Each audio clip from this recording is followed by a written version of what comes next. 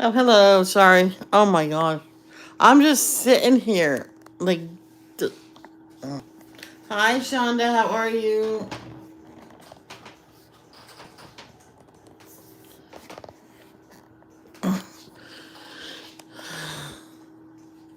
I'm just sitting here like those. I don't know. I was daydreaming. Hello, everybody. Who else is here? Just Shonda. Hi, Shonda. Who's you two? Oh,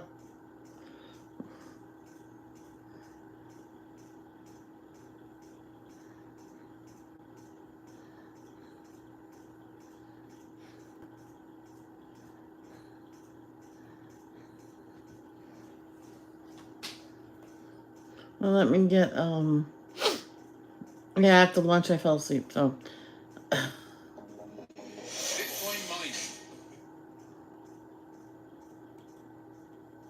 that's good.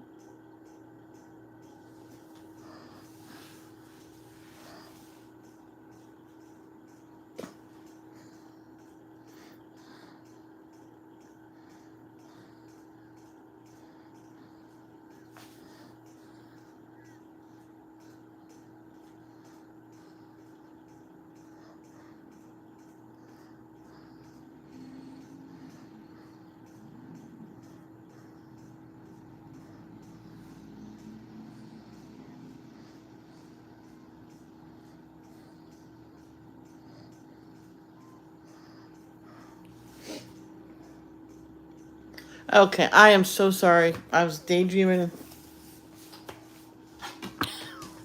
I was off in another room. So we're back with Melissa Gilbert. Well, no, she's not here. That sounded wrong. Okay, we're back to reading a fairy tale with Melissa Gilbert. Look how much we read, people. Look. You want to know how much we read last time?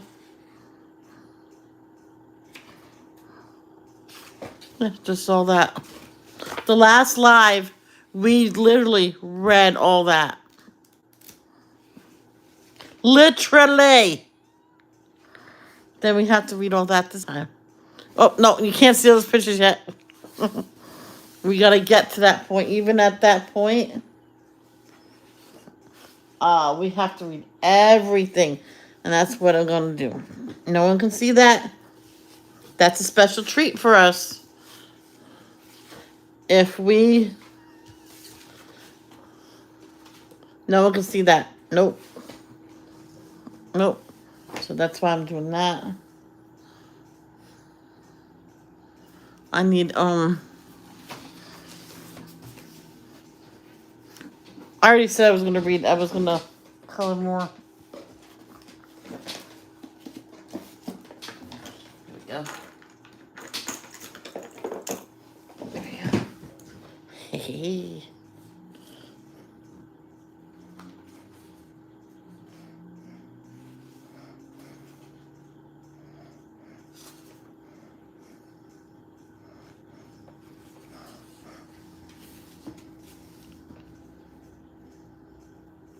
Hey, Carol. Oh, shh.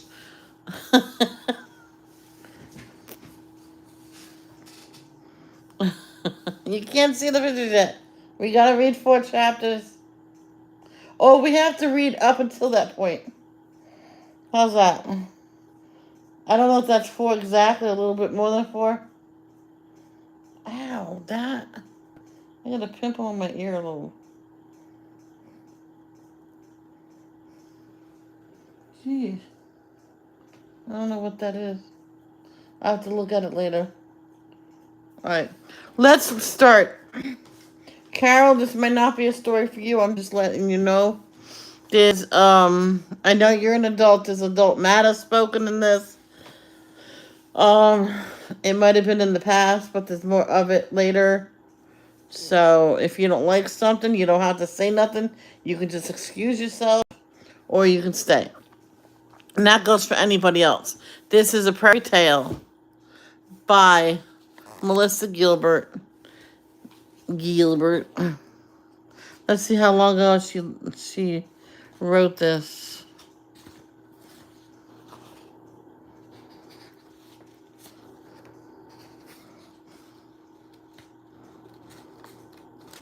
Um,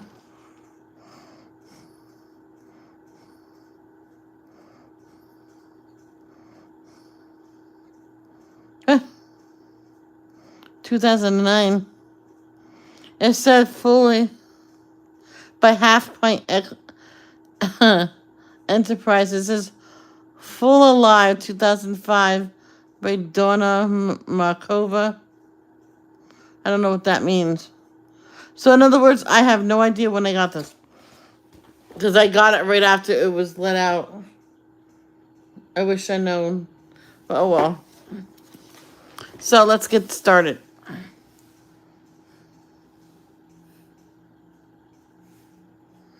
Okay.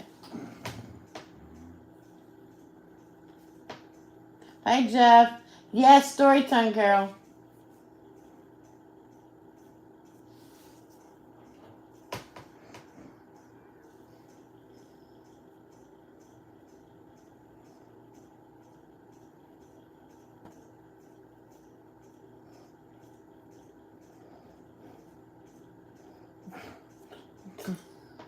Okay, chapter 18, The Heart of the Matter. In the weeks after that, I didn't function well. I rolled along as smoothly as a car with 3 flat tires. My self-esteem bottomed out. I felt unmoored and adrift, which I hated, since I saw myself as much stronger and more self-reliant than those women whose happiness was dependent on having a man in their life. Melissa, you don't need a man in your life to have a life. Remember, I wish I could tell her that. I was embarrassed, too. Fool me once, shame on me. Fool me twice, shame on me. Fool me 5 or 6 times, damn. My friends comforted me, though, and my sister made me laugh. I drove back into AA meetings with the renewed zeal and determination to get my footing back. And indeed, I found some comforting fellowship there, including an interesting guy named Danny Sugarman. Everyone in LA knew Danny, and most had a story about him. He was that kind of guy. He had long, dark hair, angular features, and wire-rimmed glasses. A friend of his once wrote to Danny, took literally the quote, "The road of excess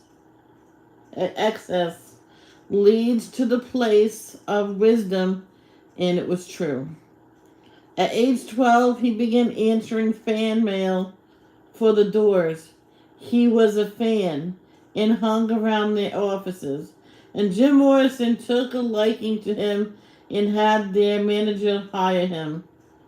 After Morrison died in 1971, he became the band's manager, a task he undertook for nearly 30 years. Wow. For better or for worse, Morrison was the biggest... Oh, I forgot.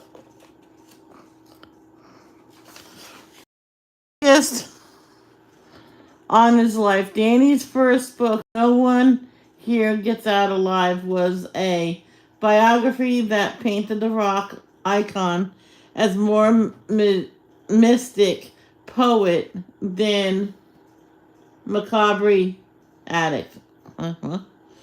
Not surprisingly, Danny was a little like that too.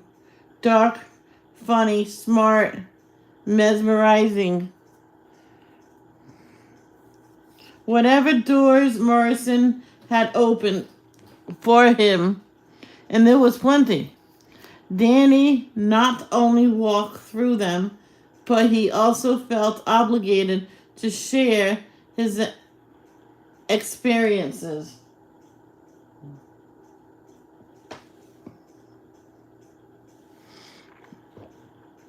During this time, when I was floundering, I had some deep, fascinating conversations with him about life and pain and the ability to come through, both smarter and wiser.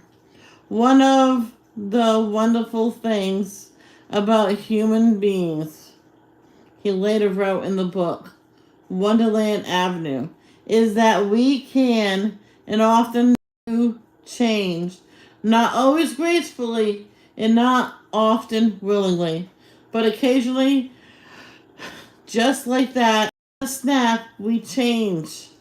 Sometimes fast, sometimes slowly, sometimes for no reason at all, or maybe 150. Such philosophizing was music to my soul. I needed to hear it. In Danny's years of battling heroin addiction, as well as his relationship with Morrison, providing him with an endless supply. Oh, yeah. His stories fascinated me.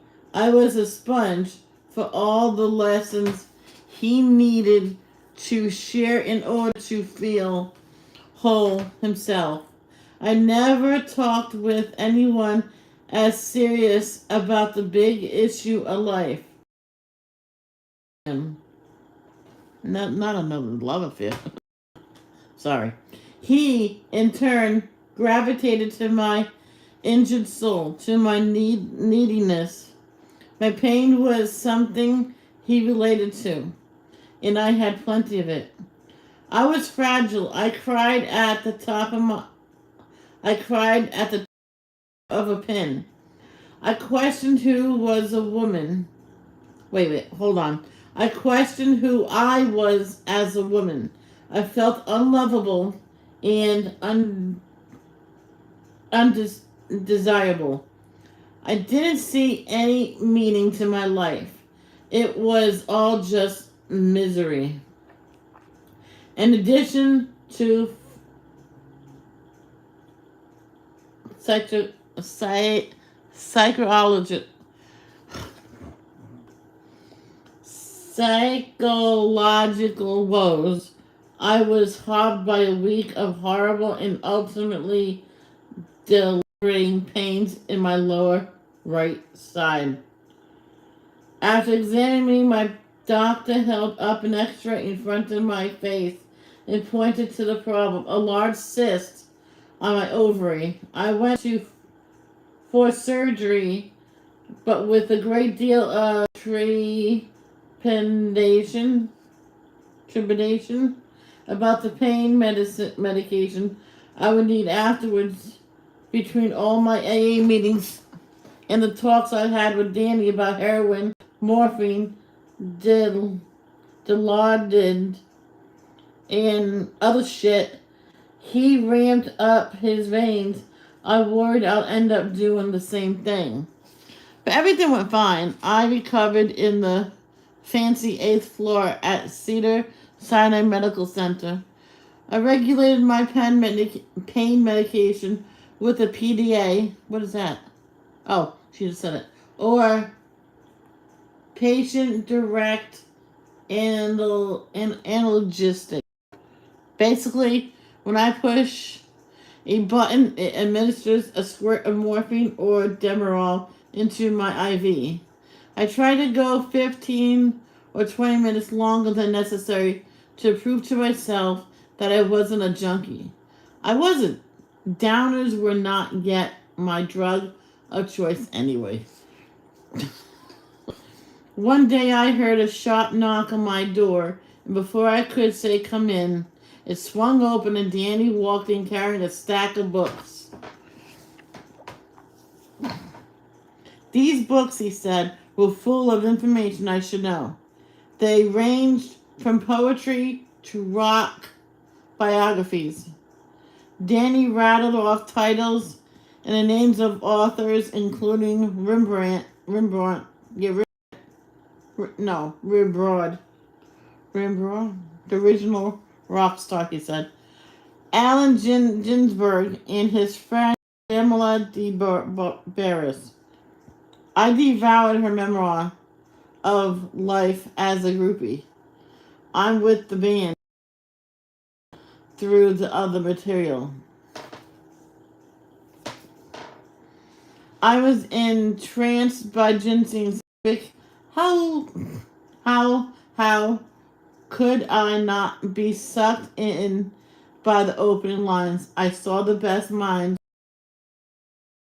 destroyed by madness, starving naked, dragging themselves through the Negro streets at dawn, looking for an angry fix. Danny then pointed me to works by Jack Kerouac with William S. Burroughs. And from there, he turned me on to music by Lou Reed, Iggy Pop, and The Cure. It was as if I'd gone to college with the with the Brat Pack. And now Danny was providing me my master's in counterculture.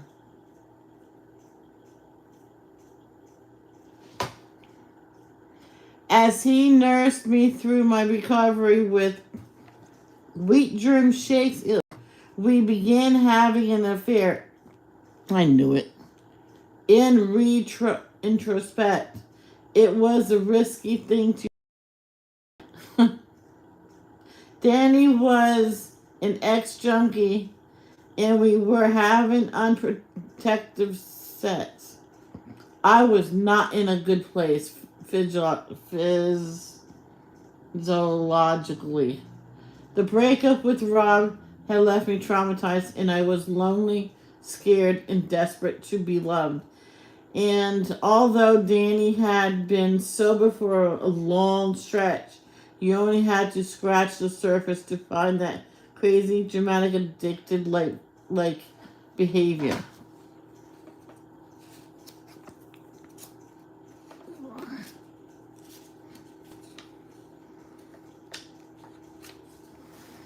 Danny and I were the perfect codependent couple. Empathetic to a fault, self-centered and over-dramatic.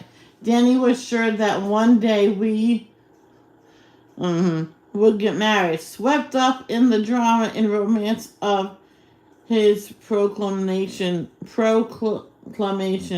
I agreed. We toasted ourselves with champagne one night. Danny did a couple lines of blow someone had given him, then turned to me and said, "It's cool. I'm not doing heroin." I nodded my approval. In reality, I could not have been more clueless. No, that's not true. I had read Wonderland Avenue, and so I was familiar with the dark Danny who appeared with the flip of a switch. The Danny who was always on the precipice of desire and death. Despair and death.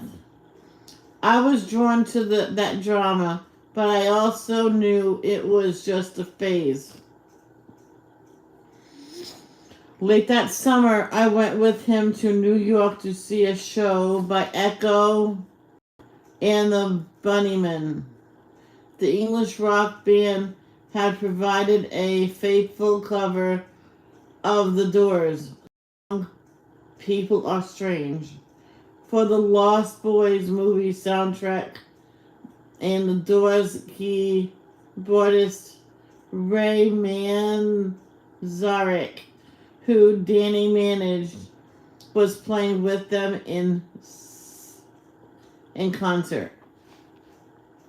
While we were there, I received a call from my agent in LA asking if I'd be interested in auditioning for a new off-Broadway play called A Shayna Maid. A Shayna Maid. He explained it was the story of two Jewish sisters who reunited in 1906 following a 20-year separation. One was a survivor of a Nazi concentration camp, and the other had grown up in America. I was moved by the bare bone description. I was also intrigued by what doing the play would mean, namely moving to New York. I never lived away from home before. In addition to the challenge of doing something new, I'd be getting a fresh start. I was getting feature work. I didn't have anything time to home. As I told my agent, it sounded exactly like the kind of opportunity I needed. I have to warn you, he said, this is off Broadway. There's very little money, like $500 a week. I hope you enjoy your 10%. I laughed and don't spend it all in one place. I'm still interested. Years earlier, I had auditioned for one of Joe Papp's Shakespeare productions at the Public Theater and I choked. Not a word came out of my mouth, but this time was different. After reading a Shana Madel, which I thought was an extraordinary written piece, I walked into the audition full of what do I have to lose determination, not to mention that little voice me whispering, watch this, and damn if I didn't get the role. I was shocked beyond shock. In fact, Danny had already gone back to LA, and in the interim, I began talking. Why? Talking to Rob, who was doing a play in nearby Westport, Connecticut. He had a few days off and wanted to visit me. I made it clear I wasn't going to start up another relationship. He still wanted to remain friends, as did I, and we agreed to try to pull it off. So he came into the city and stayed with me for 3 days. He helped me look for an apartment, and we used the time together to talk ourselves into a good place. On our last night there, we were able to walk into the hotel lobby. When I recognized the band just inside the door, I grabbed Rob and pulled him back. No, you can't go in there, I exclaimed. The Bunnymen are in there. He had no idea what I was talking about. Are you nuts? He laughed. What the hell are the Bunnymen?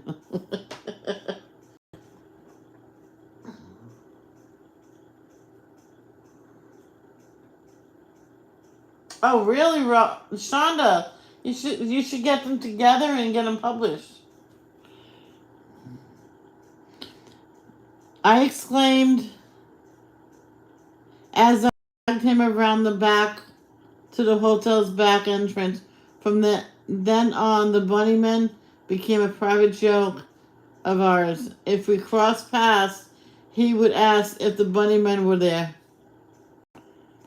The insured days were full of chores. I found a finished apartment in Gramercy Park, met with playwright Barbara Liebau and director Mary Robinson, and began the process of blowing off Danny, which was cruel, but I couldn't handle another face-to-face. I delivered the final blow over the phone when I was back in LA and busy packing all my belongings. After a going away send-off, I flew back east with my dog Sydney and my cat Sylvester. My apartment wasn't going to be available for a month, so the three of us stayed in my friend Tom Holt's. Hold on.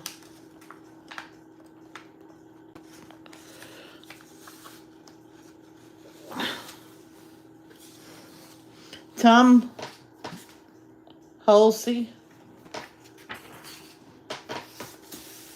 apartment.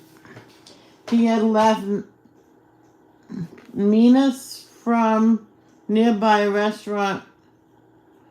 Oh, Minas Marcus? I don't know.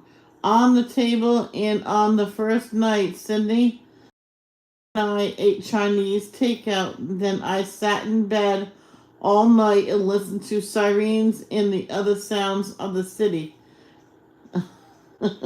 Shaking, crying, and thinking, oh my God, what have I done? I felt like I had bitten off more than I could chew. I was pathetic. How pathetic. I woke up the next day with the single-minded goal of finding a city national bank where I could buy $100 bill. I didn't have anything smaller and didn't know I could go into any store and get change. I thought I had to go to a branch of my bank. I knew how to do many things, including how to write checks and use credit cards, of which I had many at my disposal, but I had no idea where to break the 100. Who doesn't know how to get change? As my Papa Harry would say, what kind of moron doesn't know what from this? When I finally realized that I was never going to find a city national bank or any bank open at the early hours, I walked into the nearest bodega, whatever, and asked the guy behind the deli counter if he could break 100. I was sweating and practically in tears. I told him that I had to get to rehearsal, like he cared. He said he'd break it, but I'm sure he thought I was crazy. Or maybe not. It was New York City, after all. I was so grateful. On my way out, I had a revelation. I wondered if all the bodegas, or whatever that is, in neighborhood markets were like this one. I had turned back to the guy who helped me. Can I get change here again? I asked. Yes, he said, but you better buy too. That's the only good thing you should do. With change in my hand, I could catch a taxi to rehearsal. The subway was beyond me then. I was determined to make a good impression by getting to the theater early. I knew that people had a preconceived notion of TV actors, practically those who were celebrities as I was at the time. They expected them to show up late, bring in entourage,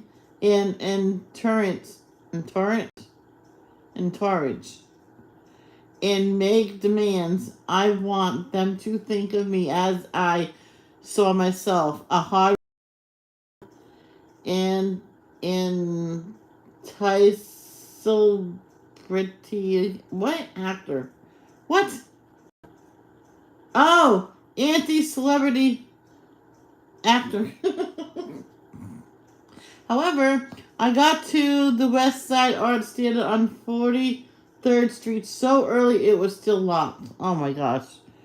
I sat outside on the steps. Eventually, a beautiful blonde woman who I recognized from auditions came walking up and in a street voice asked if I was waiting for the rehearsals. Her name was Cordelia Richards, and she was playing my sister's best friend. She sat down next to me and we bonded immediately. She would trace her lineage back to the Mayflower. She had done to Brown and been housemates with John Kennedy Jr. and Christine Amanpour. Now she lived in a loft on Bleecker Street with her boyfriend Will Patton, a brilliant actor himself. The whole play had just 6 characters. My sister was played by Gordana Rashovich, whose backstage warm-ups consisted of drinking a coffee and a Coke, chain smoking cigarettes, and biting her knuckles till the skin peeled off. Ew. Then she'd file over the area with an emery board to keep the skin smooth. She was an interesting woman and a very talented actress. The rest of the cast included Joan McIntosh, Paul Spera, and John Tenney, whose dashing good looks and talent crashed down on me like a fallen piano. I was smitten before he made me laugh, which he did often and effortlessly. I always go for the funny. We began a lovely little romance, which we tried to keep other from knowing about to avoid distracting people from the work we were doing. We shared a cab to rehearsal if one of us spent the night at the other place, but we had the taxi stop a block or two away from the theater. Us would get out to walk the rest of the way.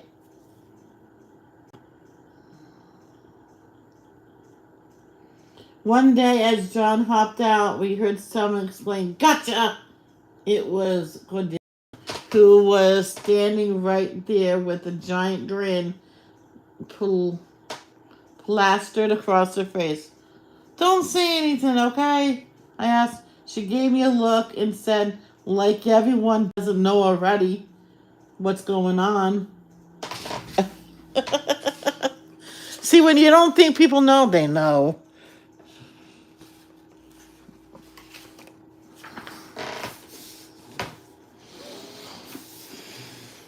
Before I left LA, my mother had said she couldn't believe I was going to be one of those actresses running to rehearsal with a cup of coffee, a bagel, and my scarf trailing in the breeze. Nor could I believe it when I actually stepped into the role, slipping on pedal pushes and lay flats in the morning and buying my coffee and bagel across the street from my apartment before hurrying to the theater. Rehearsals were grueling, but I was determined to make a go of it. My advisors back in LA warned the play could be a flop. I didn't believe them or care. Not only did the work push me creatively to exercise new muscles, I enjoyed my newfound independence in New York. Every day seemed full of possibility. If there was a gallery opening, I was in. A nightclub opening, I was in. A sweet affair with John Tenney, great! I was all for it. Did it hurt, the play, when the romance ended at the tail end of rehearsals? No. We remained a tight-knit group of friends. After shows, we ate dinner together at Le Madeleine, the French bistro next door to the theater. On Mondays, when the theater was dark, my New York pals would meet for Southern home cooking at Live Bait, a joint on, and we danced till the wee hours. Heartbreak Hotel, probably. We called Monday nights Bait and Break. For opening night in late October, I called in the troops for moral support, along with a category of agents. My mother and Sarah flew into town. So did Rob, who I wanted there not only for the confidence he would give me by being in the audience, but also to show him what I could do. I thought we nailed the performance, and the reviews showed the critics agreed, including the New York Times, which called Gordana's and my performance beautiful matched, and said the play introduced New Yorkers to a talent dramatist. Not bad for a TV personality. My mother and Sarah returned to LA a few days later, and did Rob right after he left. I received a call from my publicist who said a young actor who was starring in Cat, another off Broadway production, had seen me in a Shana Maidel and wanted to know if I would be his date at the opening night. I asked who this actor was, wondering if he was some creepy person. She said he was the stepson of Eve Ensler, who'd written Cat, and he'd been in a couple movies. He was just in Interview magazine, she said. What's his name? I asked.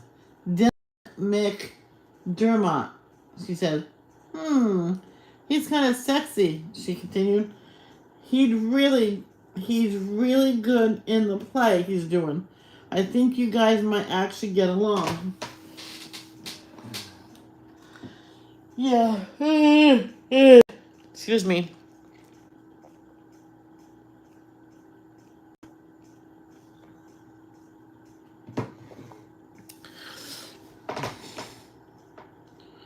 I wasn't able to see his show because I had a performance that same night, but I met up with Dylan at the after party, thus beginning a short-lived, enjoyable fling that was over by the holidays. My mother and Sarah spent Christmas break in Russia on a school-sponsored trip, but I flew home anyways and spent Christmas Day with my godparents, Charlie and Mitzi, who took me to a party at Aunt Margaret's house. The next day, I was hanging out at the house again with Rob when Rob called looking for something to do. I was flying back to New York that night, but Charlie and Mitzi screamed at him from the backyard to come over. A short time later, he showed up before either of us knew what was going on. They convinced Rob to fly back with me. Don't make her go back by herself, Mitzi said. Take her back there. Stay a day or two, Charlie added. Just grab and go, Mitzi said enthusiastically. Grab and go. With nothing else planned, Rob escorted me back to New York, packing only an apple for adventure and a toothbrush we bought at the airport. He stayed with me for the next couple days. The fun we had together made it clear to me that I had the opportunity to rekindle our relationship if I wanted to. Our special chemistry was still intact, and both of us were vulnerable over the holidays, which had always been a good time for us, no matter what had happened before. As much as it pained me, I came to the conclusion that we couldn't be together in the same room unless we were really going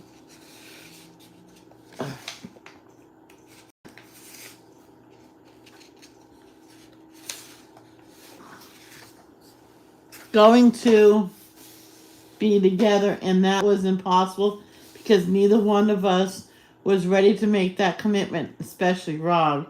I made it clear to him that despite the genuine love and affection and attraction we had for each other, I didn't think it would ever work out between us. Rob felt Rob left feeling very sad. I felt it right in my gut and in my heart. We were parting forever as lovers. The day he left, we stood holding each other outside of my apartment building, I'll never forget clinging to him as it began to snow, saying goodbye. I knew he would always have our memories, and more important, I hoped he would always be friends. It was a sweet end to our sweet love story. I thought it was going to end with her getting back with him. Mrs. Hopkins! Yeah, well, I did it with another book and I didn't get no issues. So I'm doing it with this one. If there's an issue, I'll stop. So we'll see.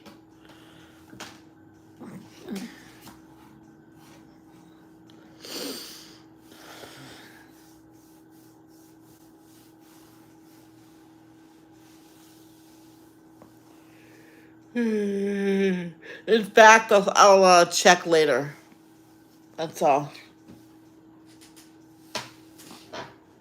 Chapter 19, New York Stories.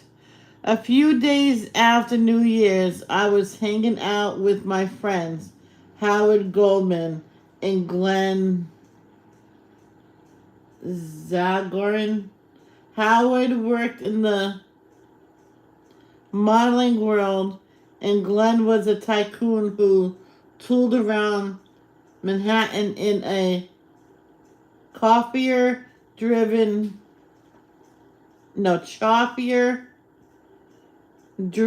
Rolls Royce. Howard, or Houchie, as I called him, always dated the most beautiful leggy creatures, the kind of sexy out of the page of Vogue specimens who made me feel like a garden gnome. Oh, when I stood next to them. He said he wanted to introduce me to a guy he knew, but he was reluctant to set up the meeting because almost all the couples I set up on blind dates have ended up married. Howard, please, I said, laughing like I'm going to marry someone. I'm still in the throes of the longest breakup with Rob. Maybe another nice little thing would be good. But the last thing I'm going to do is marry someone. I'm just stating the facts, he said. You can do whatever you want with the information. Go ahead and introduce me, I said. But I guarantee you that I'm not going to be interested. Maybe for a little of the old out, in, out. But I'm not getting married. Okay, he said, but I see you together. Well, who is he? I asked.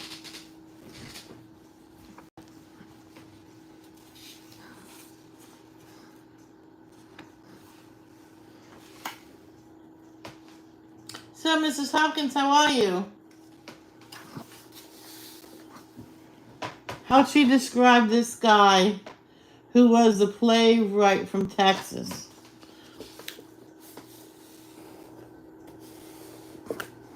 The following Monday night, a group of us met for dinner at Live Bait. I had a bunch of friends meet. I had a bunch of friends with me that night, including Judd and Katie, Howard and Glenn, finally the artist formerly known as Chester Harry Brinkman III, sauntered past the bar and up to our table. I didn't see him until Howard said, "Hey, he's here." Oh, Chester. I turned around and saw his long-haired, very handsome man, a better-looking version of Dennis Quaid, who I later found out was his first cousin. That's funny. He introduced him. Oh, this is funny. Where is it? He introduced himself as Bo Brinkman. He wore a long cashmere coat, pair of worn jeans, and cowboy boots. A cigarette dangling from his lips. I could already smell the intoxication scent of booze and nicotine. He was gorgeous. And he had danger written all over him. This is funny. Discovering someone new who looked like that was nearly always a fun, if not fascinating endeavor. In my initial conversation with Bo turned into one that I knew I'd remember. It wasn't it wasn't combative, but he traded questions and answers with a serve and volley sort of zing. He tested me because I was a TV actress doing theater, which struck him as wrong. How is Mom doing? There was something else. Years earlier, when he was living with Dennis Quaid, and Dennis was living with the actress Leah Thompson. Oh. Bo had coached Leah for her screen test for Sylvester. He had come home afterward and said, I can't believe I lost the part to that fucking Melissa Gilbert. So now he was meeting the fucking Melissa Gilbert. As the evening wore on, everyone drank and ate and had a great time. Drinking, and drinking. Both thought he could outdrink everyone, but I showed him that Texan had nothing on the Irish. What? We walked up to the bar at one point, and a guy sitting on the stool muttered something to Bo. I couldn't hear. A moment later, though, I heard a thump. I turned around, and the guy was splayed on the ground. Bo stood over him, having just, what the fuck? I said. Saying rude things about you, he said. I put him in his place. I think the guy had lines. Are you going to take her home and F her, fuck her? If it was the kind of stupid stuff that is too often said at bars late at night by people who've been drinking. Now the poor smuck probably had a broken nose, and I, an even more pathetic creature, thought I had found my Prince Charming.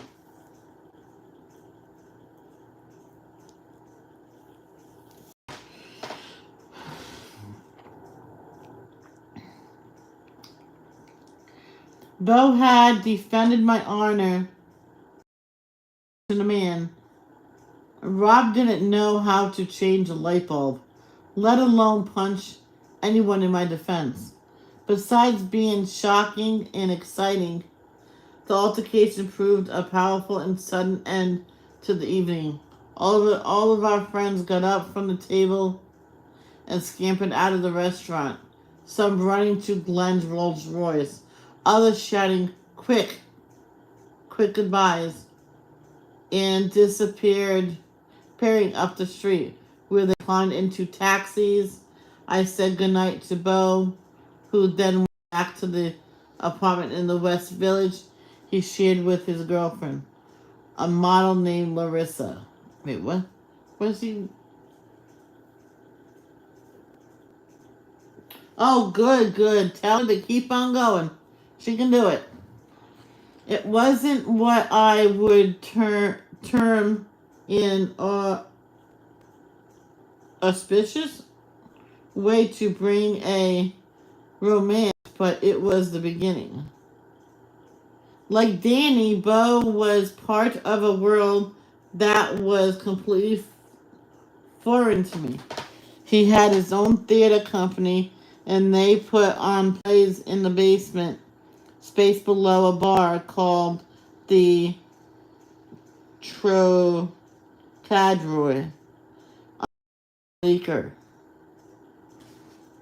He wanted to be a lot of things over the years, but the first thing I knew he wanted to be was Sam Shepard.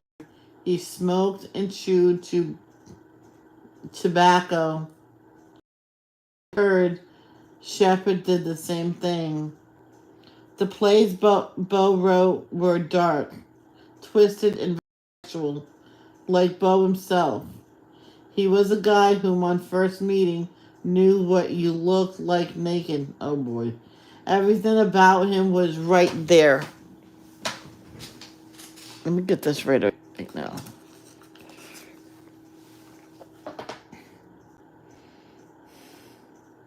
Where was I?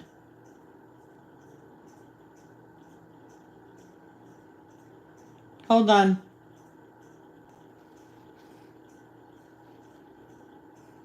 He worked with a feverish intensity and drew from past experiences. He had working on a tanker at an oil refinery. When I met him, he was earning money by restoring landmark buildings in New York that he could build things with his hands reminded me of my father.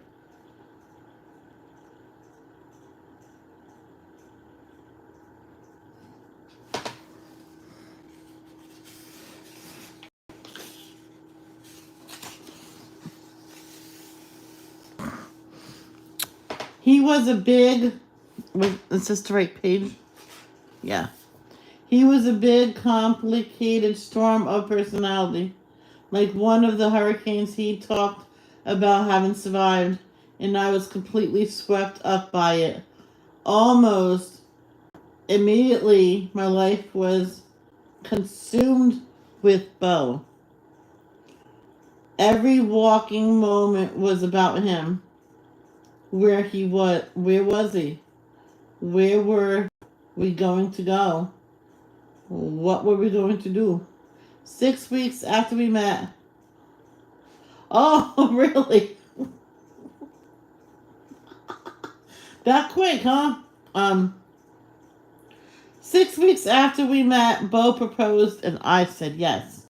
All of a sudden, I was putting together a wedding with Glenn and not telling anybody else other than Cordelia. An antique style wedding dress at a boutique in the East Village, and I bought a pair of shoes and made a silk flower wreath, both of which I tea stained to match the dress. On February 21st, the night of the deed, or rather the event, I had a show and a few of my close friends, as well as Bo's sister and a couple of his friends from high school who flew in from Texas, were told to gather at La Madeleine for dinner. Right before Cordelia and I ventured over from the theater, everyone was let in on the secret. They were going to be guests that night at our wedding. What about her mother? Oh. Thank you so much, Mrs. Hopkins. Prairie arrangements Glenn had made. All of us were loaded into cars and taken to some place on Long Island, where we marched into City Hall, signed papers, and exchanged IDs in front of the Justice of the Peace. Just as the Justice said, "Mr. Brinkman, you may kiss the bride." A group of firemen burst into the room wearing their fighter garb, including protective masks, yellow something about a gas leak. We hadn't heard an alarm, but they instructed us to evacuate the premises immediately. What?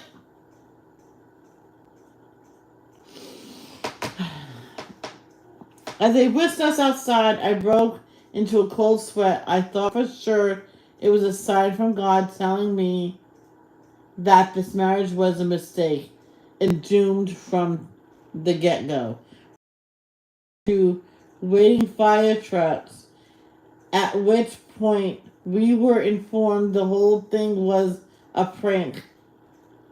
Ah, concocted by Glenn, that little sly dog, the goofball, who worked with those guys as a volunteer fireman. With sirens blaring, the trucks took us to the firehouse where the firefighters and the families hosted a family style reception with champagne, pigs in a blanket, and chips, and sour cream and onion dip. Ooh, yummy. Then we went into the city for a fancy dinner in a private room at a restaurant where more friends joined us. I went to the ladies' room, and as I came out down the stairs afterwards in my full wedding garb, flowers still in my hair, I ran into Howard Stern's radio show's co-host Robin Quivers, who was going up the stairs. I had originally met Howard and Robin through Danny, and I had called into this show a few months earlier around the time my play opened. As a surprise, when Rob was a guest, Robin hugged me and said, "What's with the get up?" "Oh, I just got married," I said. Robin did a double take. I could see her mind hard at work. She kept up on all the latest celebrity gossip, and I knew there hadn't been my mention of my relationship with Bo, let alone an engagement. "Does Howard know?" she asked. I put my hands to my forehead and said, "Oh, fuck no, he doesn't." Well, I knew the king of all media would know soon enough. Robin congratulated me and went to the ladies' room. I returned to the table and told Bo that we should anticipate a call from Howard Stern in the morning. When we finally got back to the apartment that night, I called my mother and told her that I'd gotten married to Bo. Her response, "That's nice." There was no other embellishments or explanations. I think Bo and I finally fell asleep around 4 in the morning. 2 hours later, the phone rang. I let Bo answer and only heard his end of the conversation, which went something like, "Who?" "Just a minute while I check." "Is your name Melissa?" "Some guy named Howard wants to talk to you." "Hold on." Then I said hello, and Howard asked if I got married last night. I said, "I did." I said, "Oh my God, I was so drunk." "Wait a minute, Howard." I turned to Bo and asked, "Did we get last night?" He said, "I don't know." Oh my God. At that point, I ended the charade and gave Howard all the details. Oh, within no time, the Associated Press picked up the story, and soon it was everywhere. Not until way later did I learn that Rob was with Judd in New York at the time.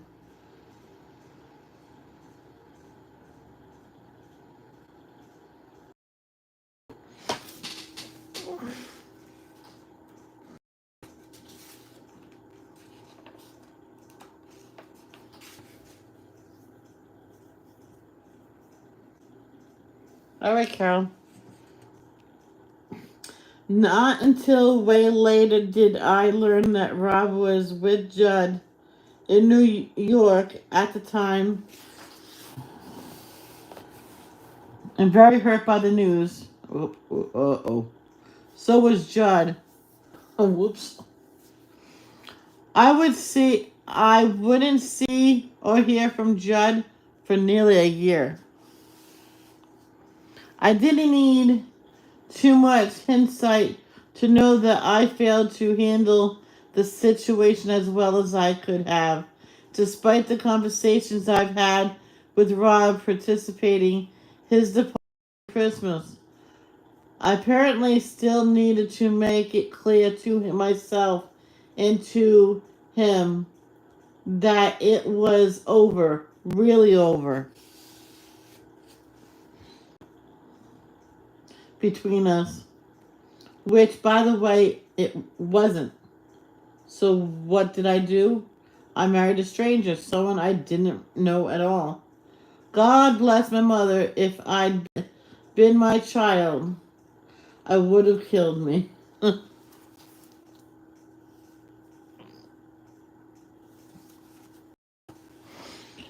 From day two, our marriage was a challenge, fueled by alcohol and insecurity and the familiarity of two people who barely knew each other, trying to merge their lives and work. I would love to say that I wish I'd spent more time getting to know Bo before we married, but then I possibly wouldn't have married him, and if I hadn't married him, I wouldn't have had an amazing kid. But first things first, Bo moved out of his girlfriend's apartment and into mine. As soon as I got a couple days off from the play, I took Bo to LA and introduced him to my family and friends, which I was eager to do. My mother hosted a reception at her house. Rob showed up and brought China Phillips and enjoyed stardom with the singing group Wilson Phillips. As soon as I saw him, my gut twisted into knots. I thought, what the hell are you doing? I am married to a guy I barely know, and there you are with that beautiful woman, and we should be together. When my dog Sydney saw Rob and began jumping up and down and whimpering, I walked away and avoided Rob the rest of the night. Thankfully, he and China left early. Yay! That wasn't the only uncomfortable moment during the trip. Before we even arrived, I made it clear to my mom that Uncle Ray, that Bo would be involved in all the decisions in my life, including my finances. That explained why she greeted me on my first day back by insisting I put my signature on a quiet claim document, giving her complete ownership of her house. I guess at some point my money had been used to help buy it. At the same time, unbeknownst to me, Uncle Ray sat Bo down and made it clear that he was skeptical of Bo's rapid appearance in my life, and he wasn't going to let him ride my well-respected coattails to a career of his own. You better know that from the beginning, he said in a very stern Louis B. Mayer-like manner. So you have... Hold on. Whew. So you have absolutely no bearing and no meaning in her life as far as I'm concerned. Whoa. Whoa. Whoa, no. Yeah, I had family with sticky fingers, so my toys and everything creative was disappearing. Oh. Yeah, I don't like that. So when this room I'm in is my area, but also if someone comes down, they're going to be staying here. I will find energy for me to turn my bookcase around so they can't get the books out. Because that's my coloring books. Or I'll find energy to bring my coloring books into my bedroom.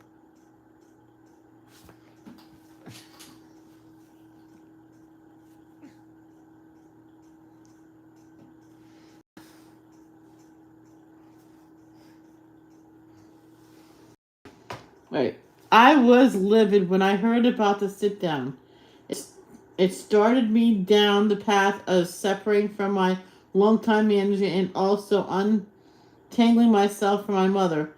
I was 24 years old, and it was time for me to take more control of my life anyway. Back in New York, I drove into work. No, I dove into work play in my new marriage with renewed gusto and independence. Bill had written a movie based on his play Ice House, a twisted about a Texas oil field worker who wants to break into the music business in LA. He had raised enough money to start production.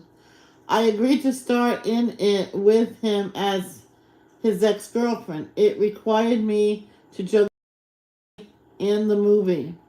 After I would finish at the theater, we would shoot all night. A chunk of it was done at the Chelsea Hotel. Other parts were shot guerrilla style around New York and on the streets of LA. Only at 24 could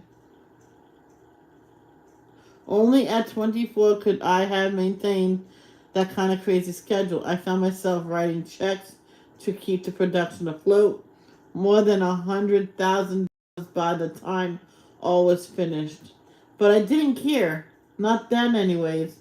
Bo was passionate about the work, and I felt I was doing something new, raw, and exhilarating. Two things about it were really rotten, though. It was a non-union project, and I didn't realize I was violating Screen Actor Guild's rules by working in it. Something I would get fined for a year later in Rue many years down the line, and it was one of the worst movies ever made. But that later fact wasn't media apparent to us. We were, as they say, so into it we were out of touch.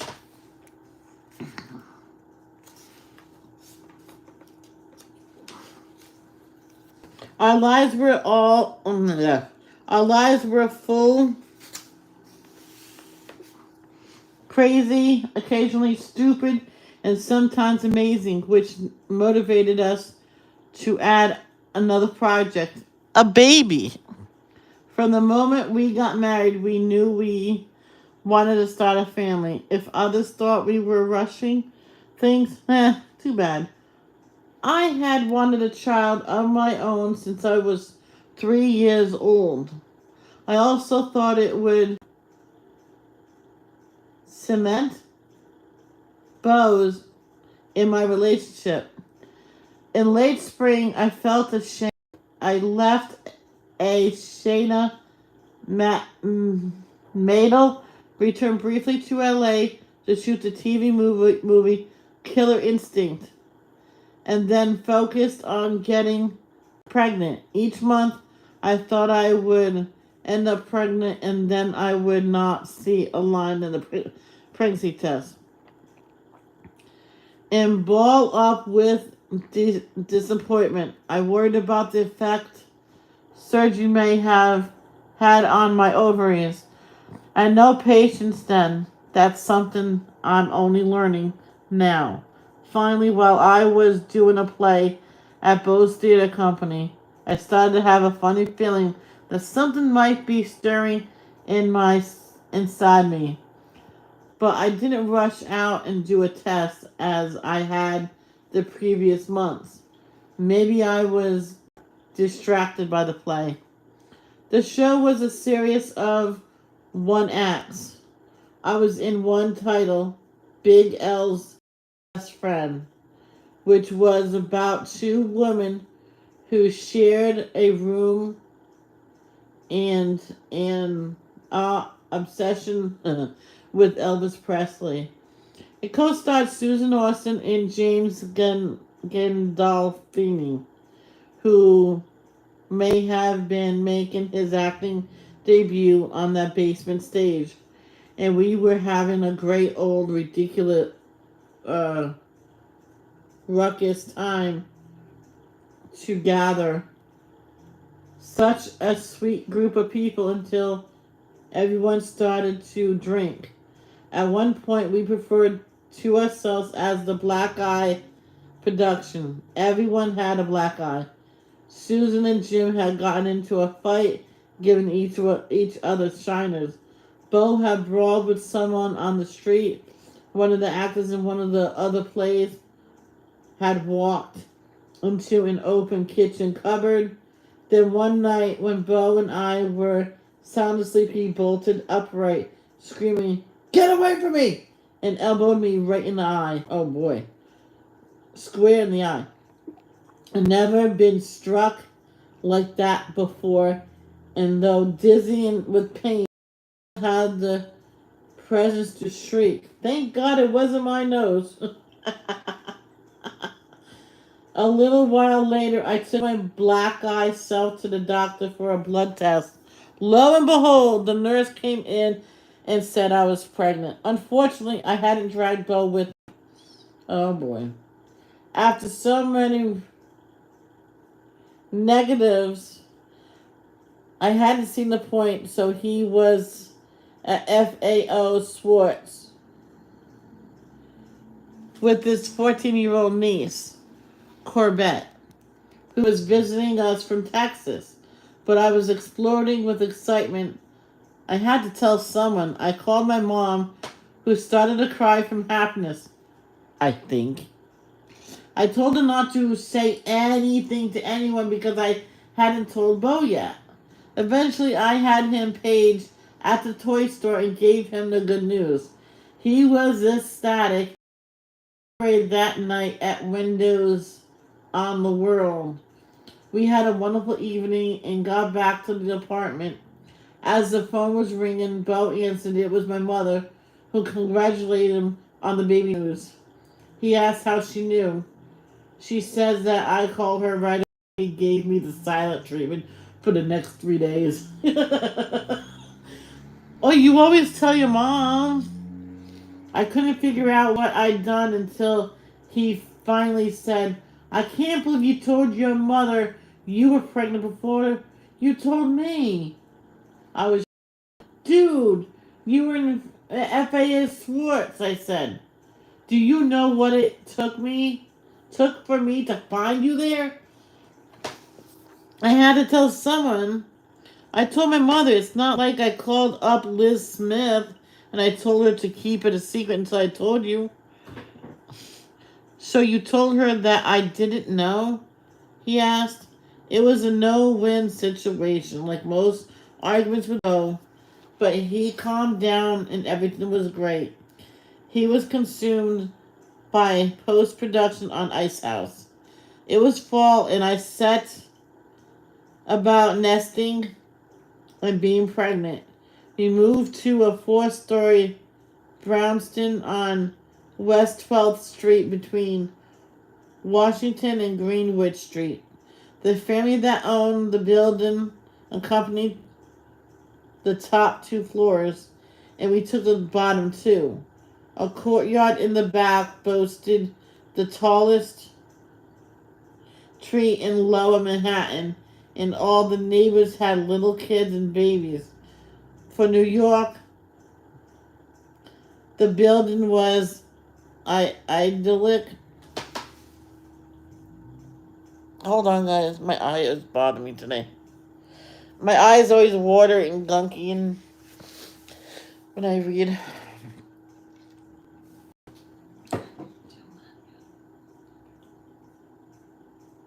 Okie dokie. And so was my pregnancy, though. I was nauseous throughout my first trimester. I never understood why it was called morning sickness. Hey, I'll spare the details of those first 3 months. Thank you. Thank you. Just now, they were miserable and mollified with saltines and ginger ale, definitely.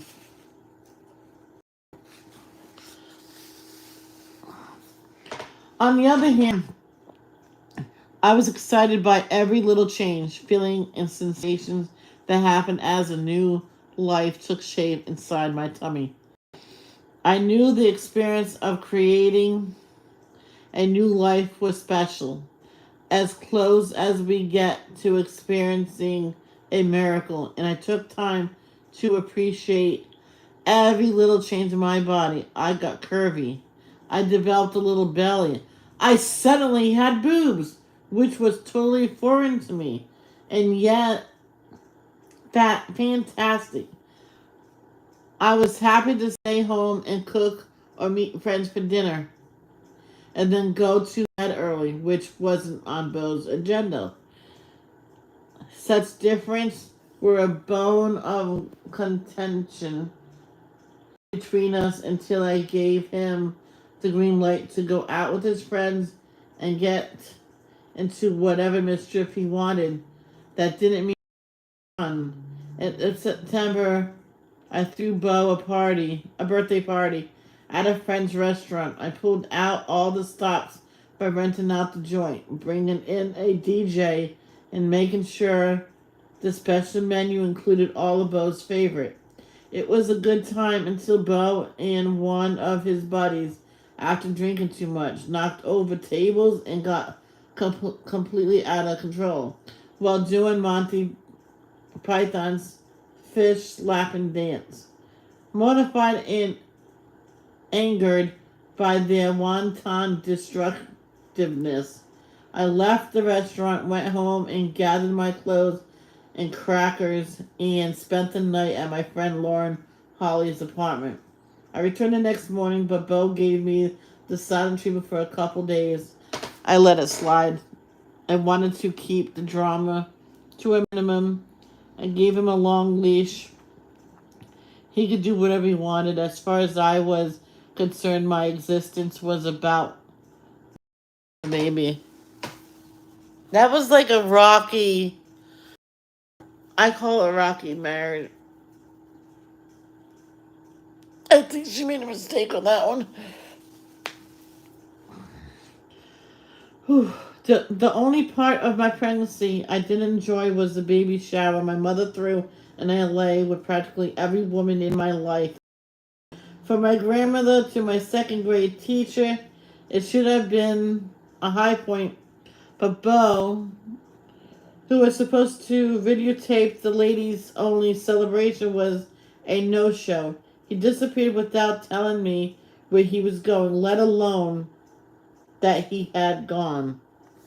I felt humiliated and embarrassed in front of all my friends and family. I finally located him at his friend's house. He had gone on a bender. The next time my mother asked me about his whereabouts, something she had done repeatedly through the party, I thought the hell with it and told her and everyone at the show exactly why my husband wasn't there. There was gas, huh? Just leave it, I said. When he finally showed up later that night, we had a huge fight at the end. He vowed to never do anything like that again. We took the train back to New York and were able to do a lot and reconnecting during the cross country trip.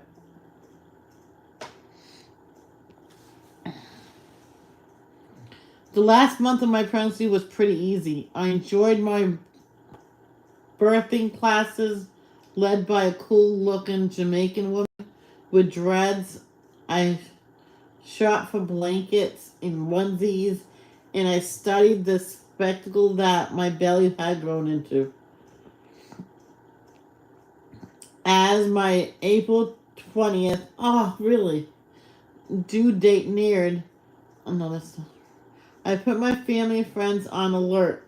It seemed like a false alarm as that day came and went and other days ticked by without any signs of me going into labor. The phone rang all day and people asked if there was a baby yet. There wasn't.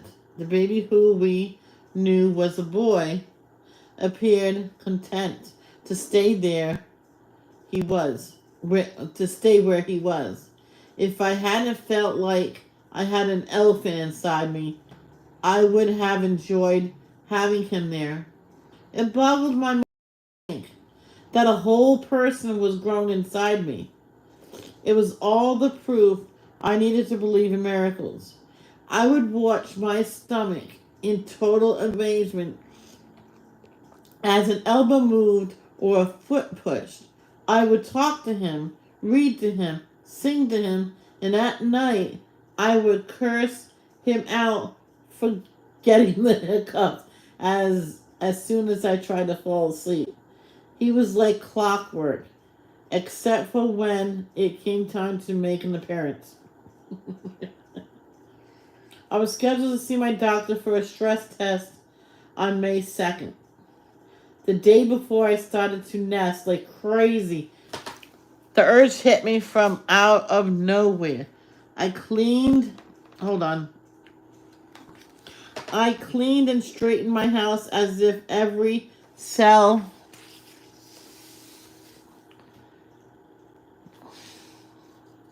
what did it say? Every cell in my body had been reprogrammed. I was mystified by it, almost amused by my inability to control my behavior. I had forgotten that right before labor, a woman's body often releases a hormone that makes her want to get things in order before the big change that's about to occur. While lying in bed late that night, I heard a popping noise from within my body, and a moment later, I felt water. Oh, my stomach went down slightly. That my water had broken. We called on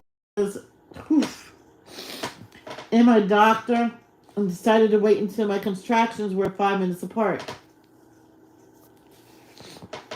before going to Beth Israel Hospital. I was still energized at sunrise. Being the codependent I was, I spent the morning preparing Bo's snacks. Sandwiches, yogurt, trail mix, juice boxes, all the stuff I knew he'd want while we were at the hospital. Every so often I would stop, hold on to the kitchen counter, and wince while having a contraction. Around 9 in the morning, my contractions were strong enough that Bo took me to the hospital, which was an Orthodox Jewish hospital. I, I heard a lot of oi, oi, oi. Coming from birthing rooms. I got there and filled my portion of hallway with F-bombs. By late morning, my mother, Cordelia, my friend Kate, and my mother-in-law were taking turns in my room, trying to distract me from the pain. A few hours later, my contractions were so strong I grabbed Bo and yelled at him to get my daddy. My dad's room and told Bo it was fine for him to get my father. Bo said, "You don't understand. He's been dead since she was 11. At that point, Dr. Essing hold on.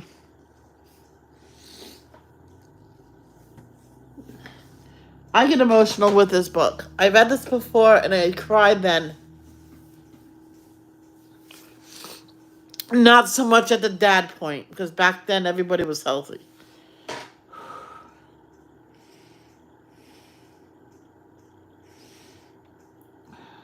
At that point, Dr. Essing leaned into me and said, "Melissa, you know the expressions, crazy with pain? That's where you are now. I like to start the epidural.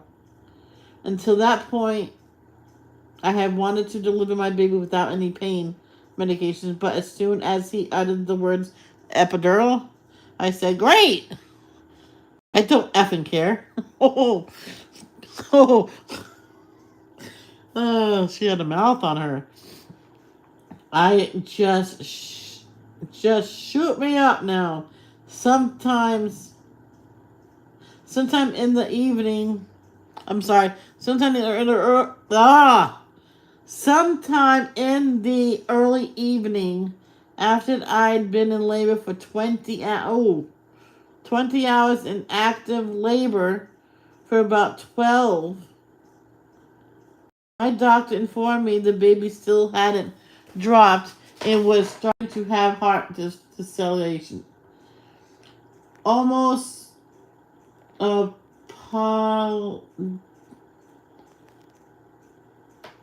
apologetically, he recommended a C-section. Apology. Yeah, that word. I don't care if you have to pull this thing out of my nose, I said. I want to see this kid. I'm ready. Just get him out of me. I was awake but completely numb during the procedure. I could move my arms and hands, but nothing else. I was nervous. I might fall off the operating table. I asked the doctor to tell me when he made the first cut. Since I failed once, I knew it didn't hurt. I could relax. Then I felt something burning. What are you doing? I asked. I'm making the incision, the doctor said. What the hell are you using? I'm cortisizing as I'm cutting, he said. So the burning smell is me? Melissa, he said, will you please let me do my job and get this baby out?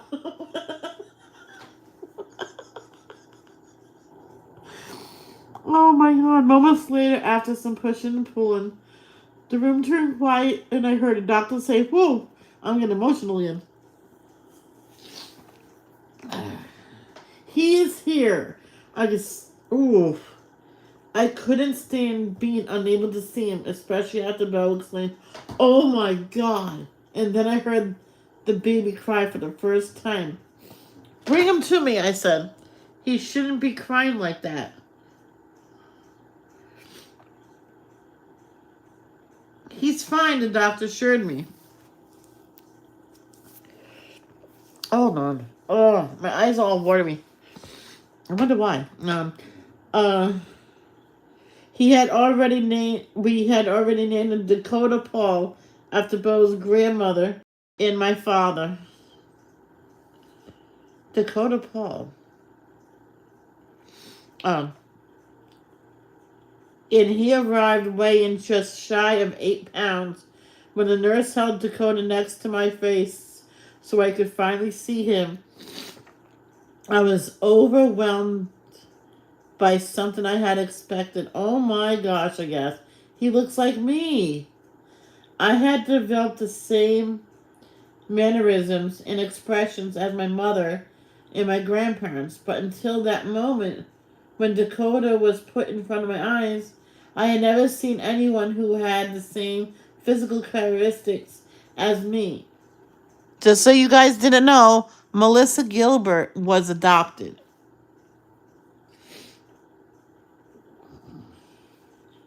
I didn't know anything about my birth parents or have a clue what they looked like, but Dakota looked like me.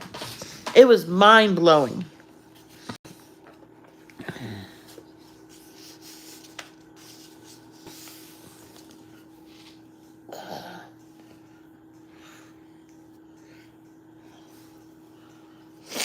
Oh.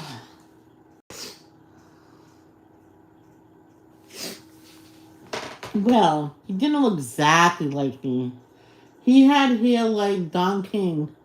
Hair that was so black, tightly curled, and sticking straight up that Bo said, who fathered this kid? But Dakota looked like Bo, too. The perfect pink skin.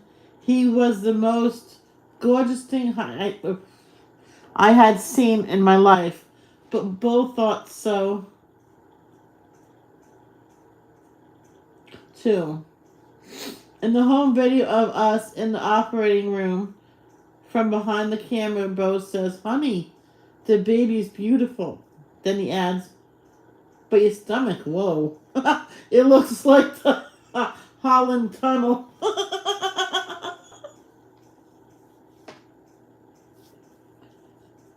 Yeah. She was adopted, and so wasn't her brother, Jonathan, who played Willie Olson on The Little House on the Prairie. If you want to get caught up in this book, there's a playlist on it. And I want to get to these pictures, so that's why I said we have to do 4 chapters today. No explanation about it. I was crying and my nose is running right now. I get emotional. For the next 2 days, I nursed Dakota, spoke to him. Hi, I'm a lady who has been talking to you for all of those months, and stared at him without sleeping. My mother and sister and Bo's mom took turns holding him. I bet. Oh, and Sarah, her sister Sarah, was Sarah Gilbert, who played Darlene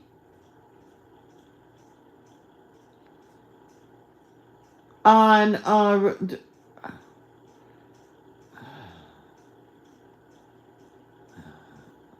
she played one of the daughters on Roseanne Barr's show, whatever that show was. I can't remember.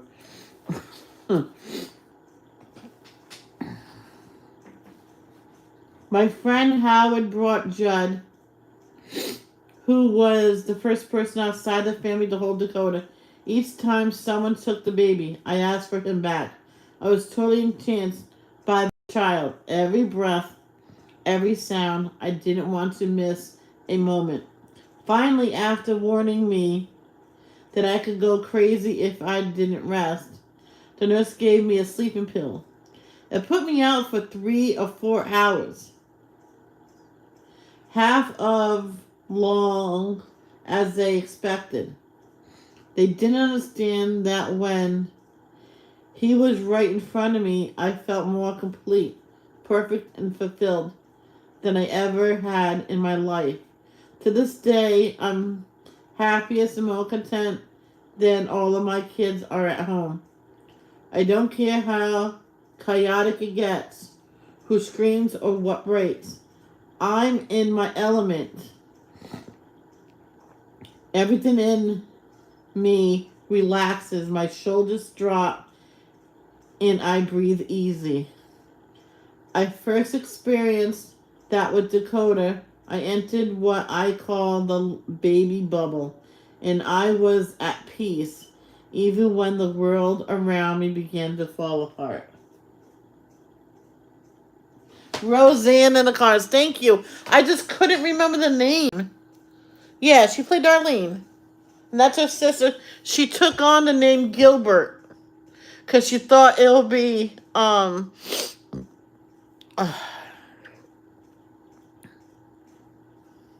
she'll get I don't know. I can't remember why she took it, but she took on that name for her acting name. That is not that's not her birth name though. All right.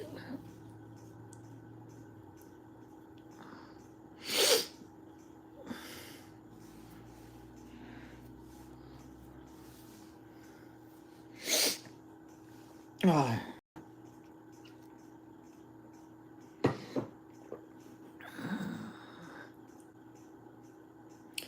The way they Roseanne on the show, I just wish she walked away from the family to leave it open for her to come back and explain herself.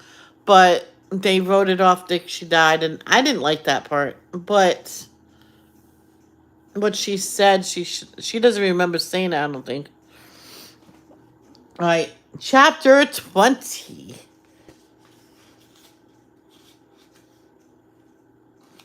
Yeah, see? That's 2 chapters right there. We can do it. Chapter 20. News flash. The person doesn't yell. Do me, daddy. What? I wasn't the only one fascinated by the changes new motherhood brought.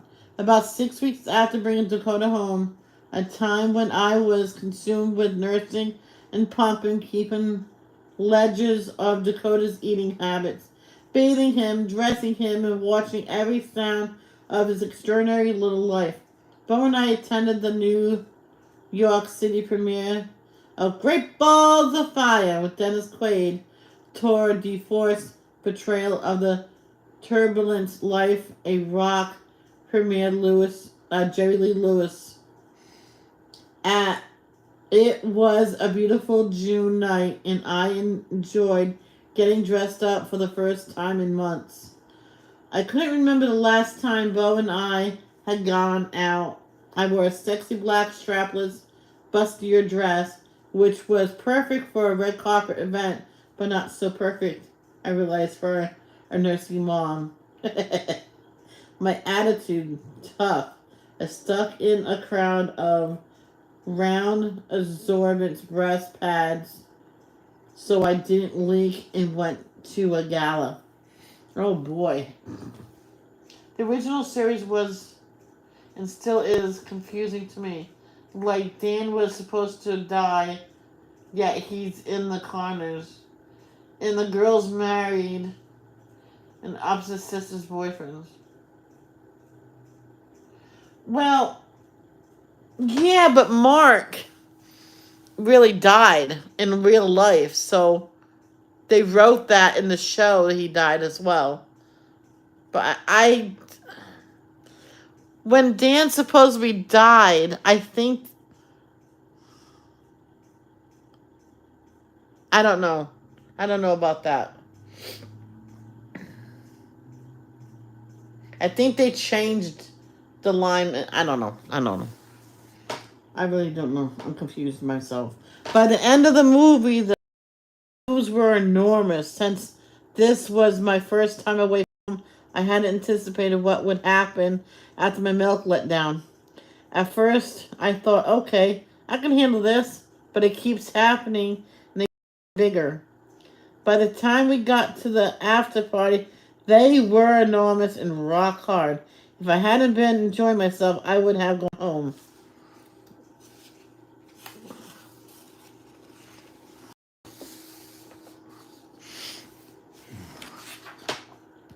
But Bo was hammered and I wanted to visit with friends. Johnny Depp was sitting beside me.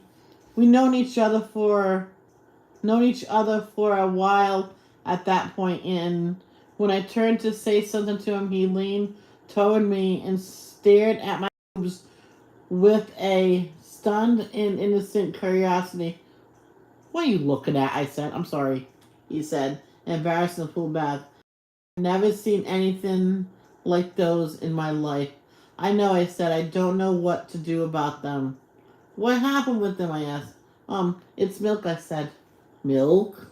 I gave Johnny a quick prim- primer about being a nursing mother. He asked several questions and finally asked if he could touch them. I said, yeah, do whatever you want. For the next 10 minutes, I sat with Johnny Depp holding my breast as I chatted away with other friends around the table. That's so funny. With Dakota making me happy to the core, my life in New York New York could have gotten any better, and it didn't. One day, as I taken Dakota to a checkup, I was standing on Hudson Street trying to hail a cab. I had the baby in a snuggly, a backpack on my shoulders, a portable stroller slung over the other, and a car seat in one hand. As I juggled all that stuff, I projected a few years forward and wondered what we were going to do when Dakota wanted to ride a bike or throw a baseball. I started thinking around moving back to LA. Bo had once lived there and hated it so much he swore he'll never live there again. I pushed the idea more seriously after a crack house sprung up in the midst of our family-oriented neighborhood, and some of us mothers were being held up as they took the children to and from school. I also wanted more support from family. I didn't have a nanny. And sometimes, as much as I love my baby, Dakota pushed me to the edge of sanity. Oh, yeah. Babies can do that. One night in particular, he cried for 4 straight hours, most likely from a bout of colic, which was unusual for him. He non-stop wailing was like torture. The new mother's version of waterboarding. When I could find Bo to help, when I couldn't find Bo to help me, I called Cordelia, who was going through a breakup with her boyfriend, and got her to come over and sit with Dakota while I took a much needed walk around the block, during which even the crack addicted muggler kept a distance from me. I would have too. I had never felt as crazed, but the walk helped me to reconsider myself. A few days later, through I was even crazier. See, that's what you do when you're fed up. Put the baby down. They even said, put it in the crib, and everything's gonna be fine for a few minutes. Take a walk around the block. Tell your neighbor to go sit with them and take a walk around the block, and you can calm down. I had never felt as crazed, but the walk helped me to recenter myself. A few days later, though, I was even crazier. It was, oh gosh, it was the 4th of July, and we had friends over for a barbecue. That was perfect. All American celebration. As Bo cleaned up the kitchen, I said goodbye. No, I said goodnight, put the baby down, washed my face, and went to bed. Around 3 in the morning, I heard Dakota wake up. Oh gosh, hungry. It was one of the rare occasions when I was simply too tired to nurse him. And with the baby in my arms, I went downstairs to get some pumped milk from the fridge. The first door was all one giant space, with the kitchen on one side and the living room on the other, and the stairs were on the living room side. My eyes, oh no, oh no. My eyes weren't fully focused as I walked toward the kitchen. It was dark except for the TV, which was on, and the sofa was right in front of me. On it, I saw Bo having sex with a woman. For a moment, I thought I was dreaming. What? I shook my head and blinked my eyes to make sure I was awake. Bo was indeed screwing another woman. He stopped and turned toward me. What are you looking at? He snarled. I didn't know what to say. How does a person answer that question? I walked past him, got the milk out of the refrigerator, warmed it up, and went back upstairs as he continued to screw that woman on my sofa. Ooh. In hindsight, I can't believe that I didn't grab him by the scruff of the neck and throw him out the door. But I didn't know what to do. There's not a chapter on that situation and what to expect when you're expecting. As I fed the baby, I heard the front door open and close, then a stomp, stomp, stomp up the stairs. Seriously? The bedroom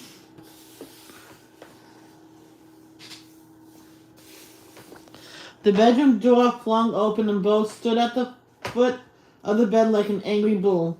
What's your problem? He asked. I'm not going to discuss it while I'm holding the baby, I said. We'll talk about this later. No. We're going to talk about it now. No, I insisted. Later, after I had fed Dakota and tucked him back in his crib, we did have the conversation. I could see that Bo had been drinking heavily, and I was doubtful that talking would help. But I wanted to know how he thought what I'd seen was my fault. I couldn't imagine what kind of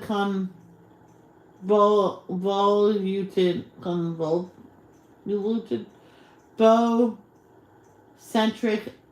idiocy I was going to hear. He didn't disappoint. Bo explained it was because I hadn't had sex with him and he needed to get laid. I was dumbfounded.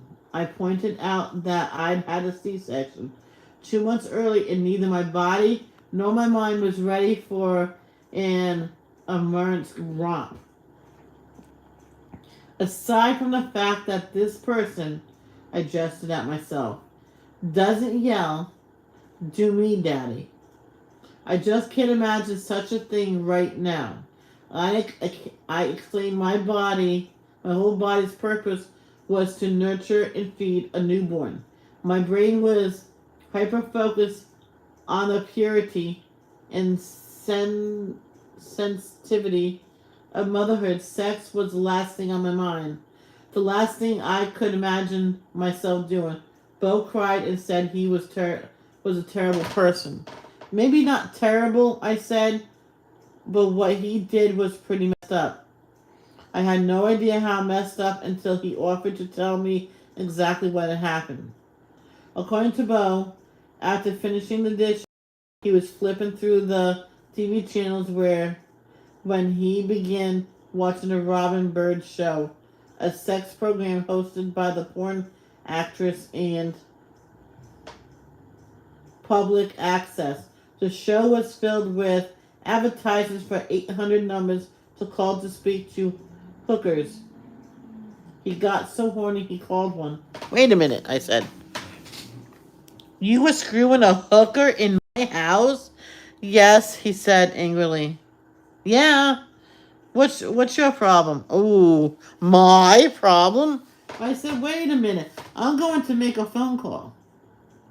I don't know what came over me or where I got the idea, but I called Bo's mother. Bo's mother in Texas and told her the situation, that her son thought I had a problem because I was upset after finding him having sex with a hooker on the sofa in our living room while I was upstairs with our 2 month child. Then I handed the receiver to Bo, who was speechless. Melissa, Melissa, don't only have boobs now; she has balls. The middle of the night drama was so absurd that I couldn't even cry. In AA, they talked about moments of clarity, not charity, clarity, and spiritual awakenings. Moments when you realize that your life is out of control and you have to change it. Looking at Bo, I had one of those moments. Realized I had to get out of my marriage. I had to leave him. In fact, I never should have married him. I didn't even like him anymore. Yeah, I told him. I realized I had an even bigger problem when I went back upstairs, checked on Dakota. How could I leave Bo when we had this kid? Didn't want my precious son growing up without his father, the way I did when my parents divorced. I wasn't going to do that to my child, if I did, I knew I was first going to try everything possible to avoid it. Although Bo begged for my forgiveness, I didn't give it that night or the next. It it took me a long time to get over what he'd done. And basically the way I got over it was telling him that I was done with New York. We're going to move back to LA. Yeah, put your foot down, girl. We decompressed in some valley where we hooked up with my mother, who was vacationing there. During that stay, for the first time in my life, I asked her about my birth family. We had spoken about it in cursory ways. When I was little, then years passed when I never gave it a single thought. But now, inspired by Dakota's resemblance to me, I was curious to know if there were any more people out there who looked like me. If there were, I wanted to meet them.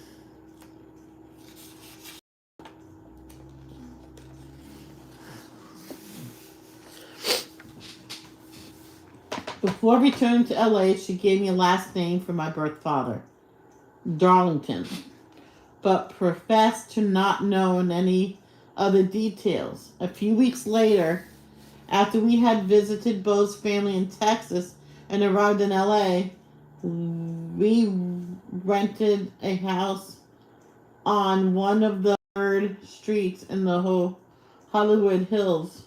Bo hired a private investigator to search for more information. I was co-starred with Scott Valentine in the TV movie Without Her Consent.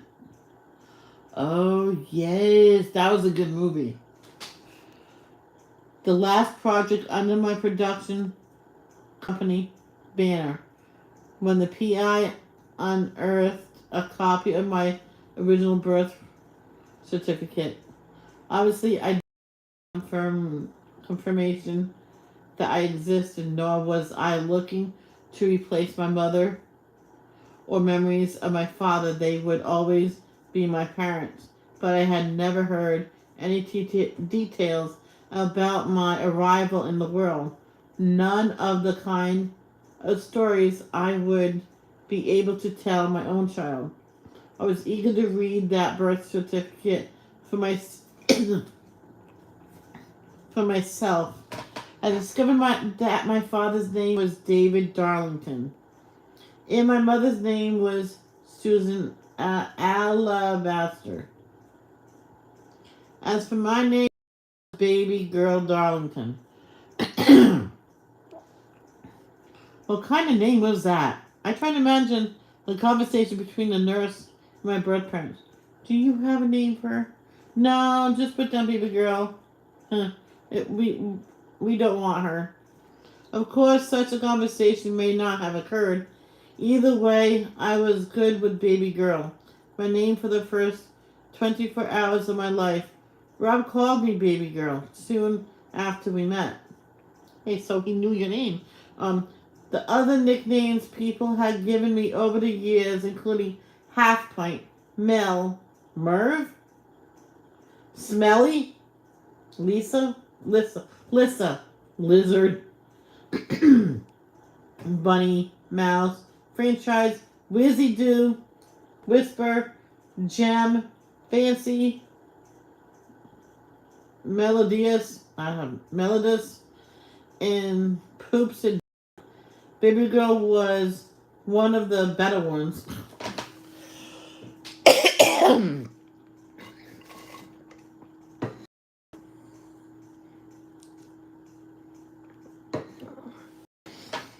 The PI wasn't able to turn up any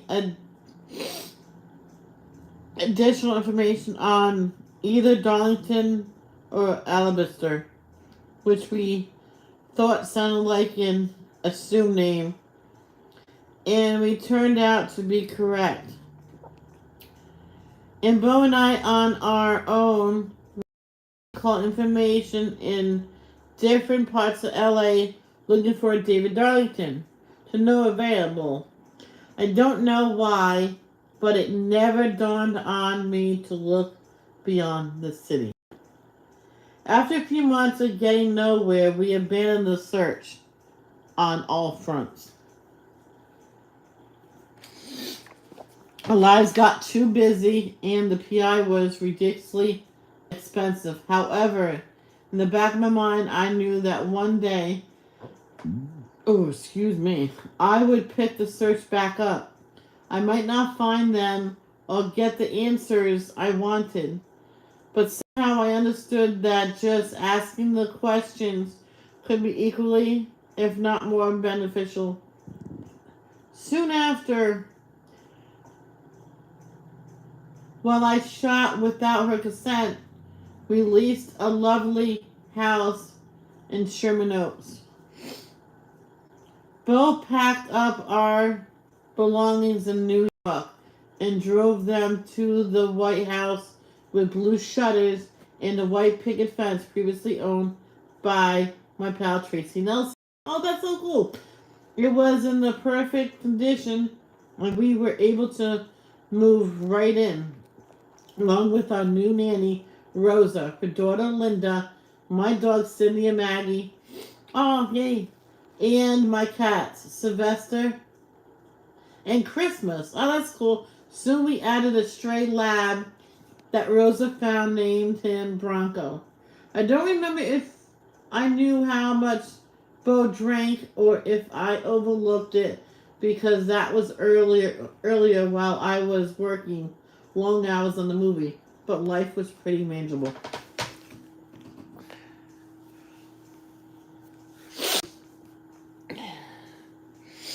Alright, hold on guys. I really gotta blow my nose. Oh, my coffee.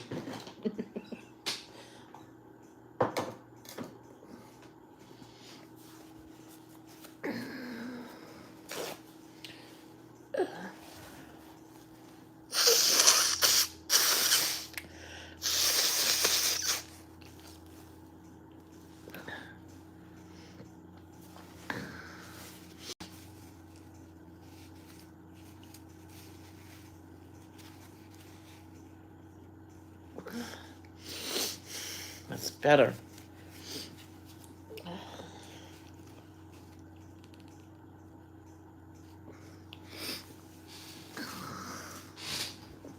I'll be right back, guys.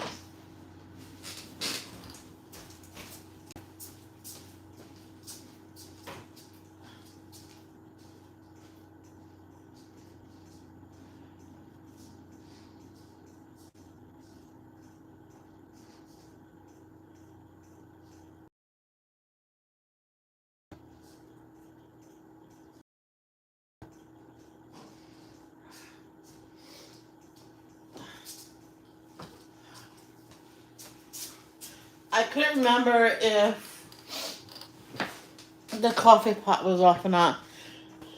And I really don't want to have to replace another thing in this house. Furnace has to replace in our air conditioner, in our K cup. I'm like,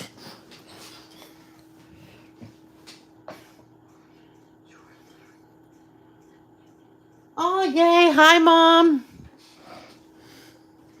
What can I call it? Can I call mom or mama? Mama Hopkins? Or is that your marriage name? All right.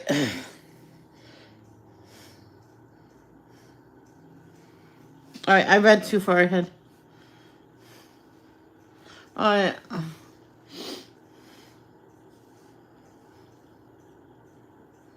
Okay, no, wait. Hi, Miss B. Okay.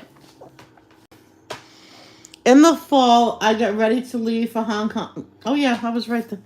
In the fall, I got ready to leave for Hong Kong, where I was starting my next project, Forbidden Nights, a big budget movie for CBS about an American school teacher who takes a 2-year assignment in China and must confront major cultural obstacles after she falls in love with one of her students. Oh boy. Talk about being out of your element. Productions actually began outside of Hong Kong, in one of the new territories, about an hour outside of the city. Everything was either a mall or it was the century backward. Asia. Aside from me, the cast was either Asian American or Asian.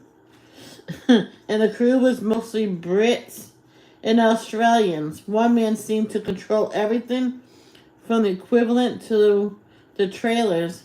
I suspected he was connected to the triad mob. I had a nice bus to change in, but unlike the luxury Winnebago I had on my previous picture in LA, this one didn't have a bathroom. Instead, I was directed to a porta potty, except this one was Sans potty. It was just a squat hole. Squat hole. What? I wasn't even going to know as a prima donna. Well, I drew the line at the squat hole if I needed a toilet. I asked to be driven to the nearest hotel. Oh my goodness gracious.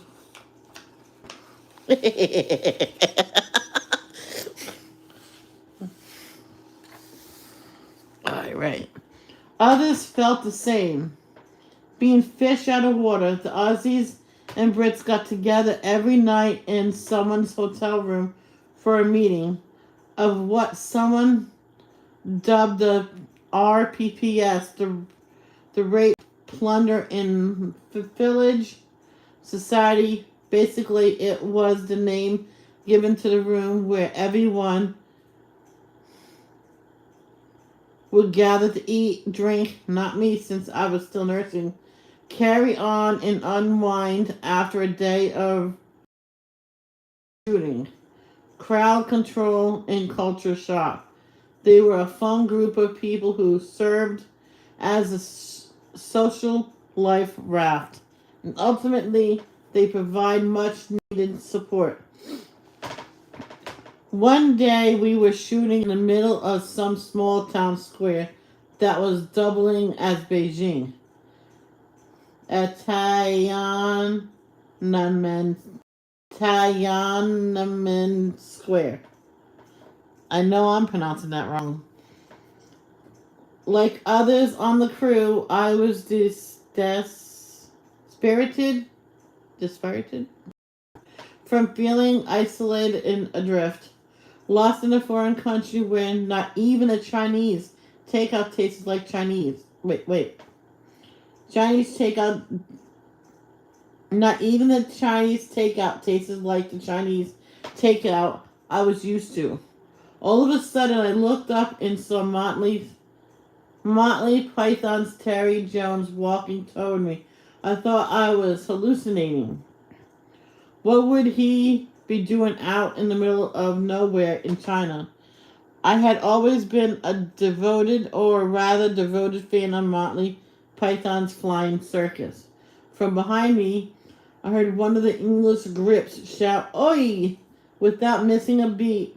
Terry drifted over to our enchantment, eager to say hello to people who spoke with an accent similar to his. He spent the rest of the day with us and stayed through that night. Our PPS gathering. We traded the Holy Grail and the Life of Brian, and he did the silly walk with us.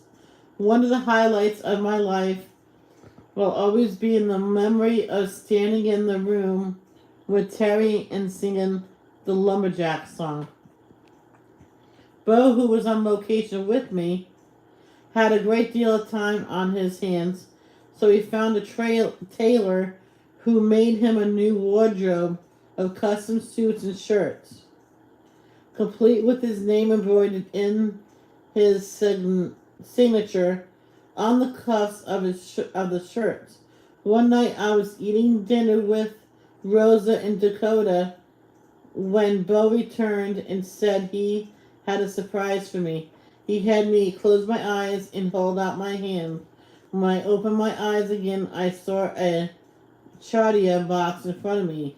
Inside was an 18-karat gold ladies' Panther watch. Wow. I had carried out about wanting this watch for years, even since Rob had gotten the men's version years before. Unlike Rob, I didn't have the stones to pay that kind of money for a watch.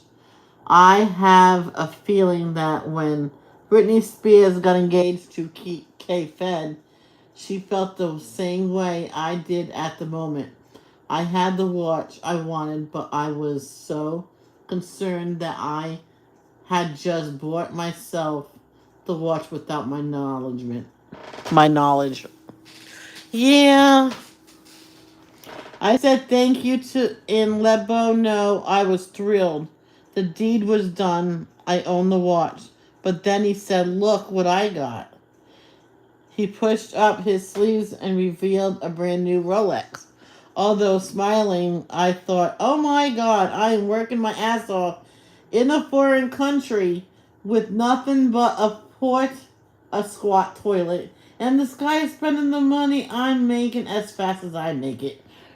Mm-hmm. Bo drinking was more of a problem than his spending. At the next night's RPPS, he had a little more than he should have, and thinking he was funny, snatched a stuffed dog from the daughter of one of the crew guys after saying, "We have a beagle," and something drives me crazy. He began punching and jumping on the toy dog. He was out of control, and the little girl was in tears. Embarrassed, I dragged Bo out and sent him back to our room.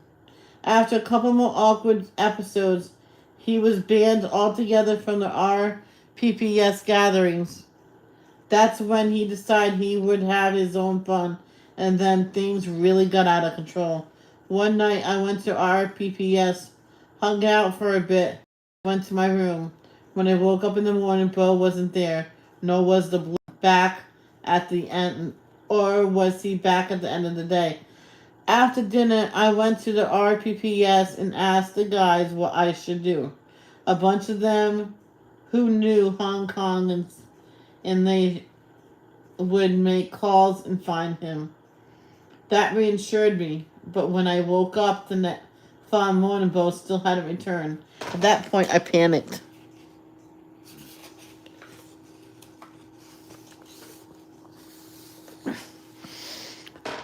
I was in Hong Kong breastfeeding my kid, depleted of strength and energy, and now I was also sick and nervous.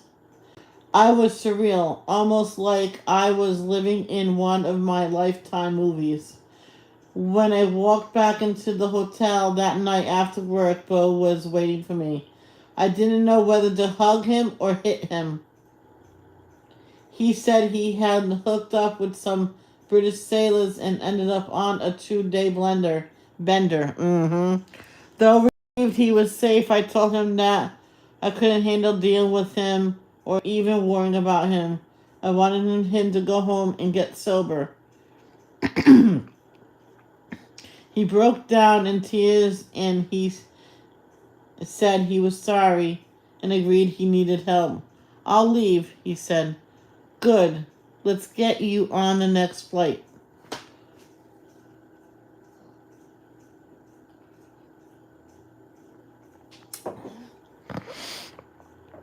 She brought herself to AA meetings, so I'm glad she got off all those drugs. Then it was as if a switch went off inside him. What about his suits? He insisted he couldn't leave till his custom-made suits were finished. He phoned the tailor and found out they wouldn't be ready for a couple more days. Rather than argue, I said fine. He could wait for the suits, but he couldn't stay with me. He had to find another hotel. I couldn't work, take care of Dakota, and worry about him.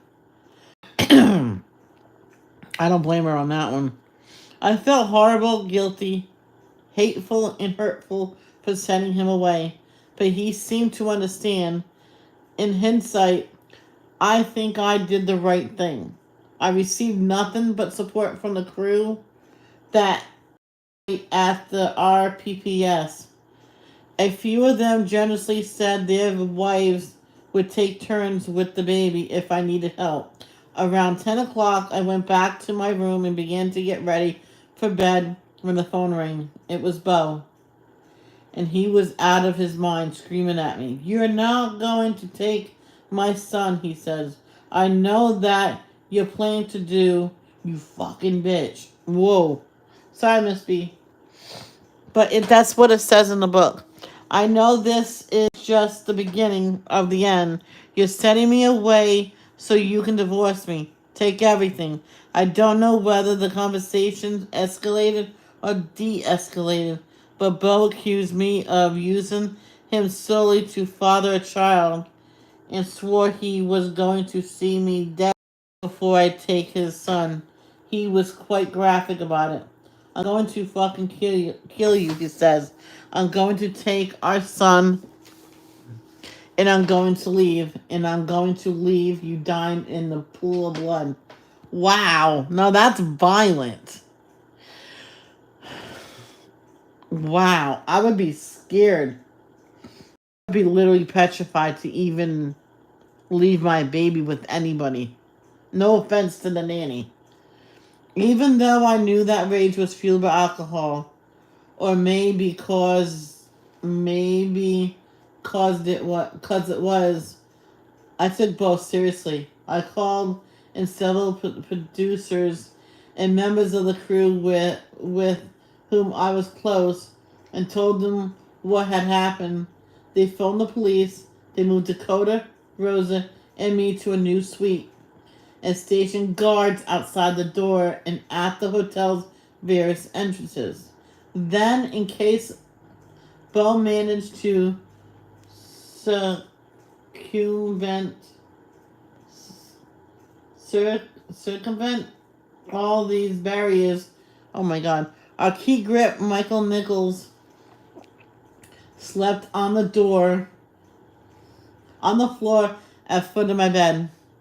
As it turned out, Bo never showed up after a thorough search.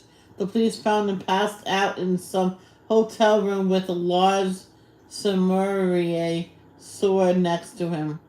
They basically ushered him out of the country, and my godfather, Charlie, met him at the airport in LA and checked him into rehab. Wow.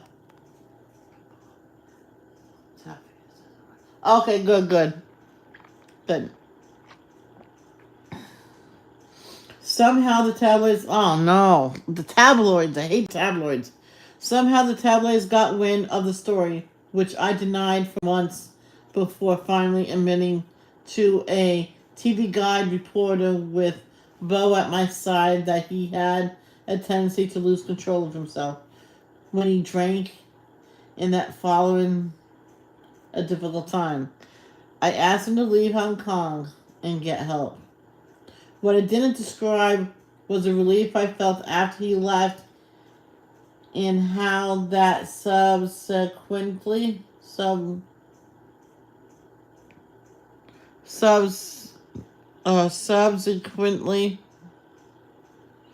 opened up the floodgates of an oh my god, what have I done with my life?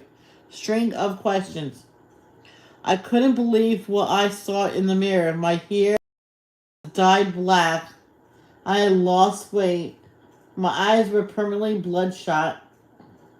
And I was alone with a baby and a nanny in this far off land. I shook my head in disbelief. Who had I become? I need a life preserver, and I found one in David Nichols. I hung on to him for the rest of the shoot. From Sydney,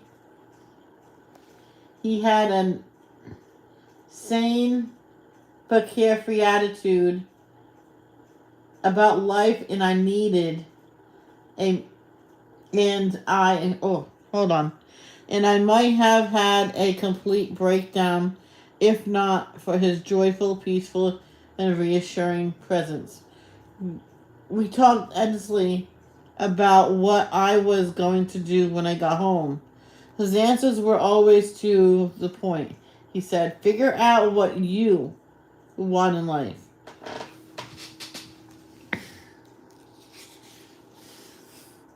What you want for yourself. And what you want for your child. Nothing else matters. Where do you want to be?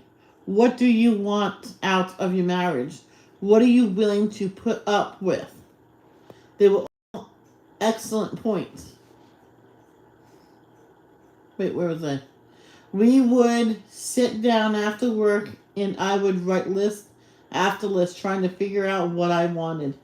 I never got a chance to thank David for the help he provided, but I've remained eternally grateful. He helped me find the strength to stand up for myself. He also started me on the process of realizing that I, like many people, could have everything I had ever wanted in life, but still be missing the things I actually needed. Okay, this is chapter 21. In this, if you can see, this a poster board right there. There's pictures of Melissa in her life, different people in her family. I'll show you them once we get to that spot. That's why this is covered. No one's allowed to see it until it's time. Is that the end of the chapter?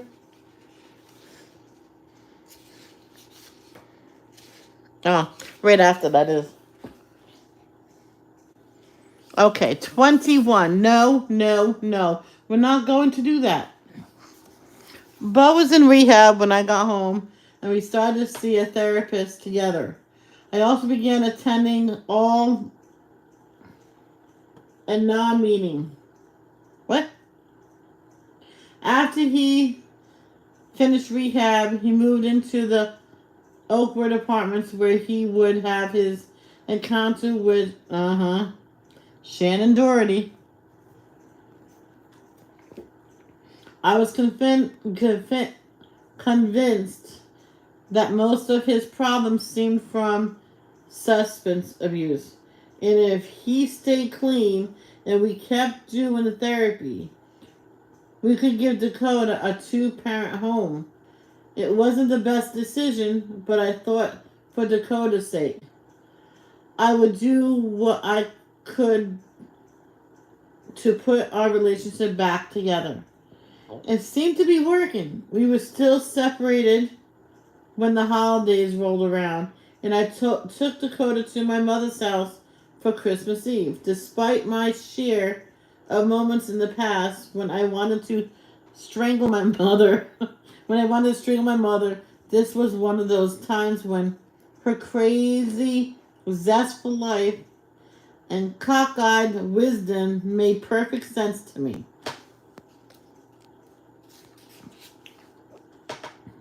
Hold on. And I realized I would be absolutely lost without the love and nourishment she provided my soul. That is for sure. Boy, do I miss my mama.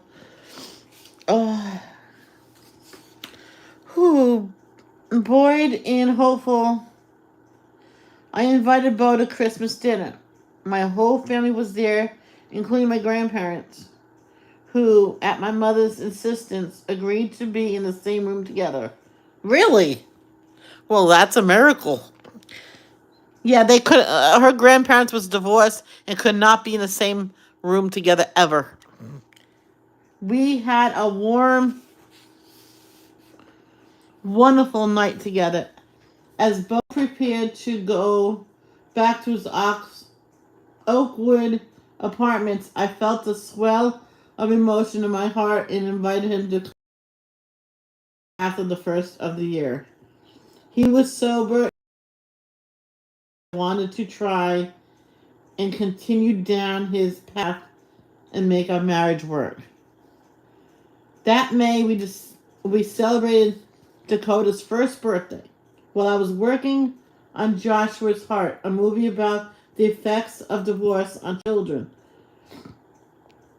We relaxed with new friends Jack Scalia and his wife Karen, and and Sandy and David Peckinpah.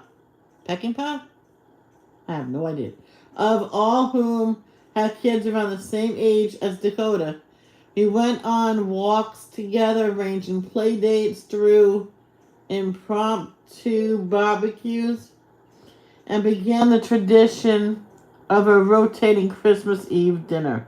Sadly, no, not sorry, it doesn't say sadly.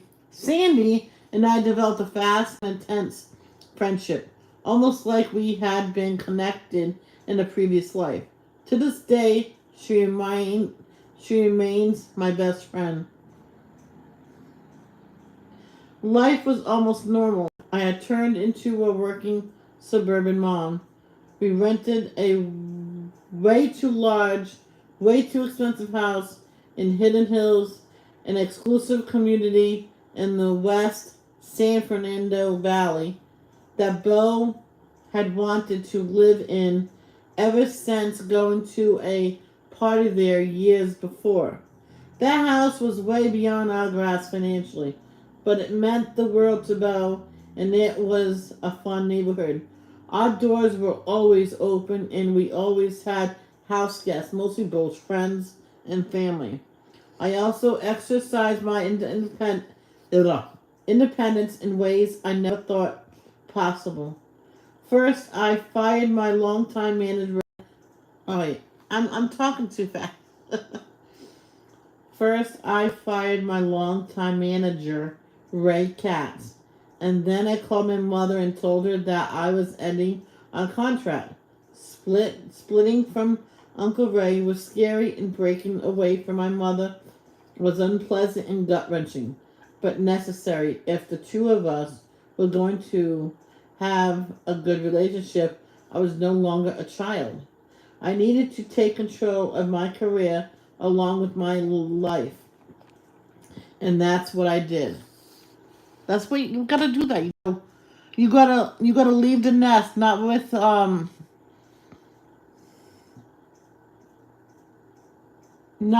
leash. You gotta cut the leash.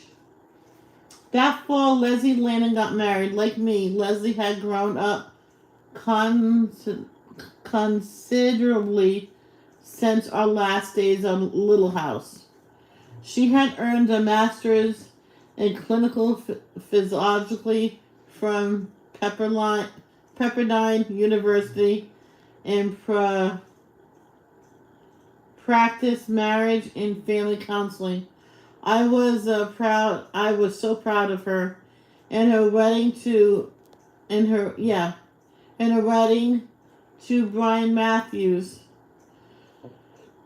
held at a church in Westwood, was a beautiful affair. The first person I saw there was Michael Landon. Quite a few years had passed since we had seen each other, but we bridged that gap instantly with hugs and kisses. It felt so good to have his strong arms wrapped around me again and to breathe in the familiar Mike smell. And I was filled with warm memories. He asked about Dakota and said, "You know, Halfpipe, in the weird world of Hollywood, he's kind of my grandchild." I knew what he meant and smiled broadly. "When do I get to see him?" he says. "Well, we'll make plans," I said. "We'll figure it out." He said they were skiing over Christmas, but would make arrangements when they got back. He wanted me to bring Dakota to the house to spend time like a parent. He gave me a stern look and said he needed to see me more often. In February, I called to schedule that get together and spoke to Cindy, who said they still had a full schedule but promised to call me back when they settled in. In early April, Leslie called and said she wanted me to hear some directly from her before I heard it on TV. I stopped and braced myself. This is the part of this book I closed, and I said to my mom, "If I stop, will it still happen?"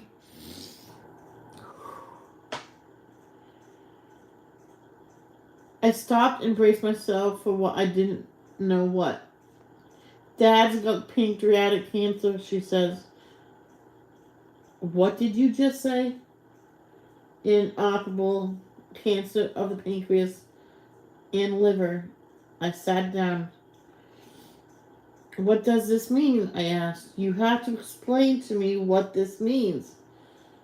I could hear her take a deep breath. Well, we're going to try every treatment possible, but Smo, her nickname for me, you have to know it's not good.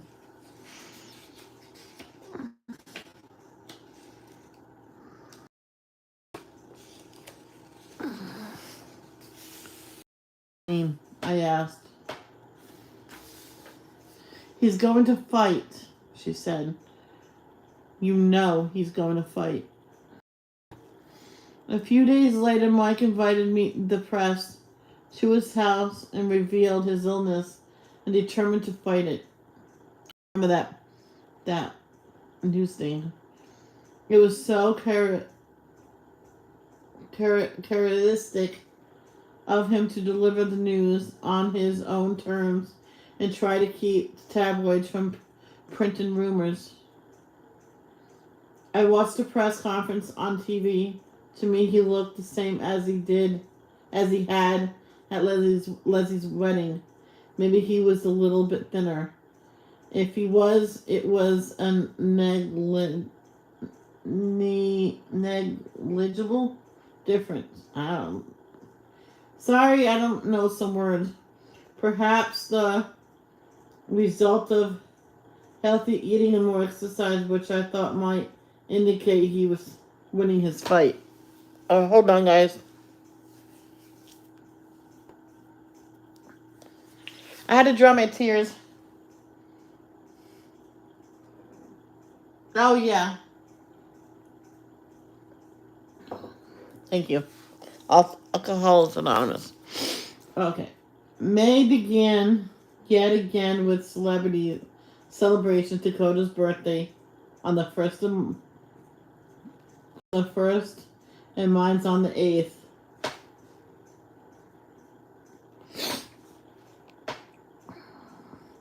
The night after my birthday, a little weary myself, I sat up in bed with Bo and waited for Mike's appearance on the Tonight Show. I'd heard he was going on to tell off the tabloids for the sensationalized and inaccurate coverage of his illness. If one were able to give the middle finger salute on television, he would have done it. Instead, he came out and said it didn't do a hell of a lot of good to hold the press conference. His good friend Johnny Carson agreed. Mike was most miffed about one particular story that maintained he wanted to have another child, which would have been his 10th, so his wife would have something to remember him by.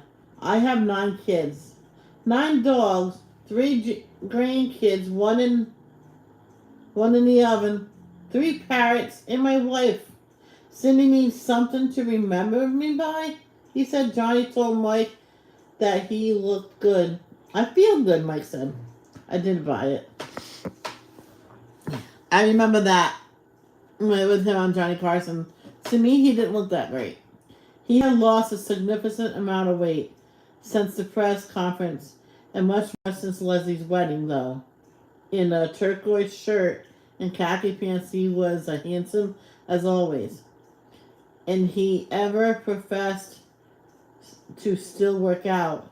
He looked completely different. His big, strong chest was gone. His voice was also thinner. Even his humor seemed forced to me, and that wasn't Mike. Though I did laugh when he acknowledged his alternative therapies included coffee enemas. I invited Johnny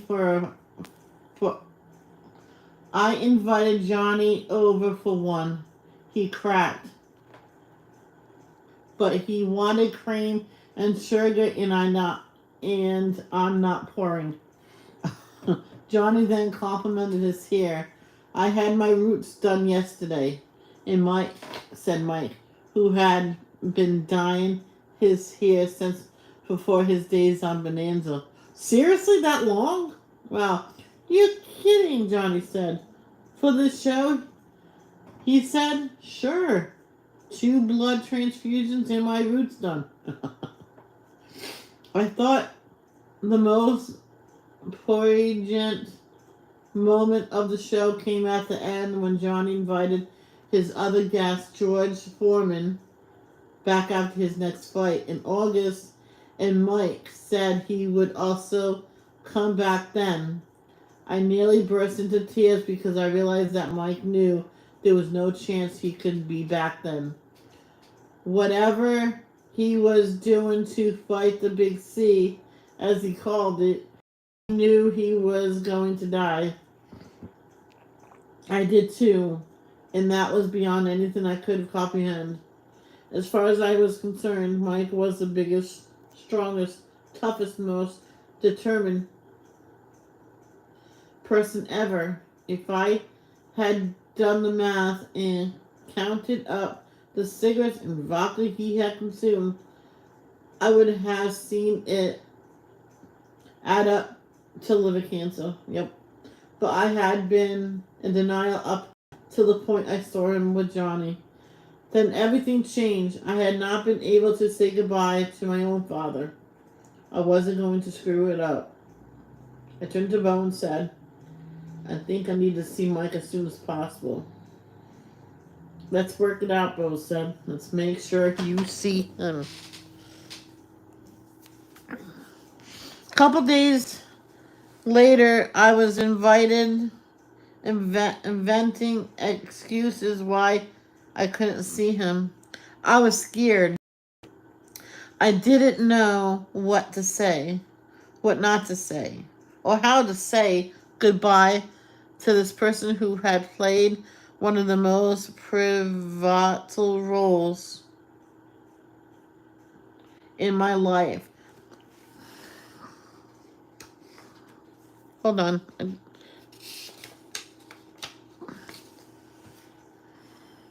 Finally, at Bo's insistence, I came out around and we set up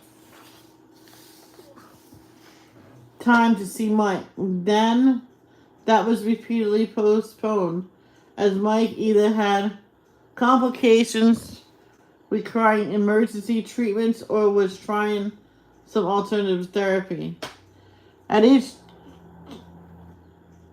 juncture, I received a new update in time, and each time the prognosis was worse.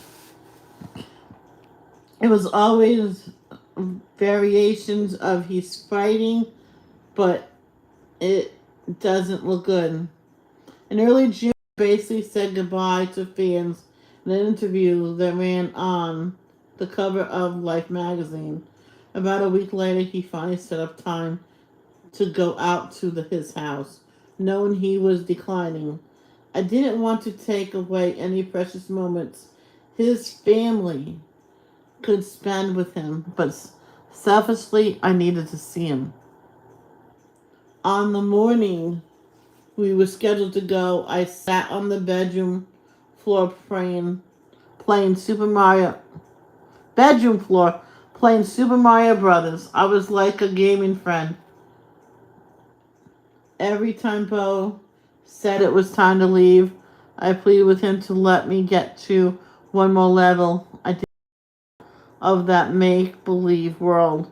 Finally, Bo turned off the TV and practically carried me to the car. He put Dakota in his car seat. I was useless. Once we arrived at Mike's house in Malibu, I realized that I had never been there before. He had moved in after his divorce, and that had been an unusual time for all of us. His house was breathtakingly gorgeous, a true palace for a man who had conquered the world on his terms. He had a beautiful saltwater swimming pool that Dakota jumped in almost immediately. The views went on forever. Inside, I said hi to Mike, who was laying on the couch in his family's room. I'd never seen anyone as sick as he was then. He was extremely thin and frail. He looked twice his age. His hair was white and his skin was gray. Oh my gosh.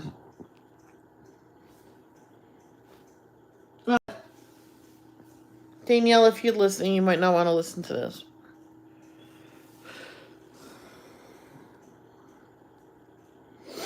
All of his color had vanished. It was like he was almost invisible. A crowd of family, children, nurses, attendants, and helpers bustled around him.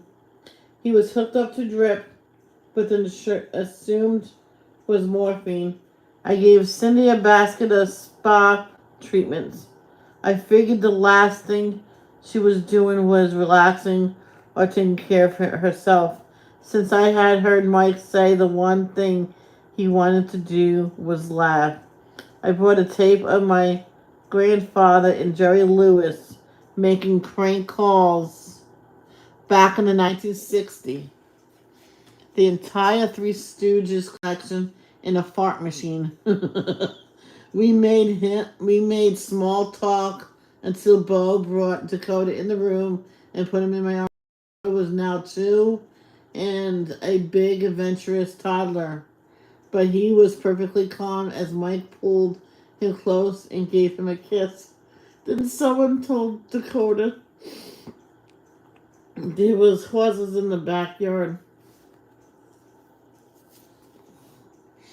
He wanted to go see them, and Bo volunteered to take him. Nerves caused me to chime in that he should all go.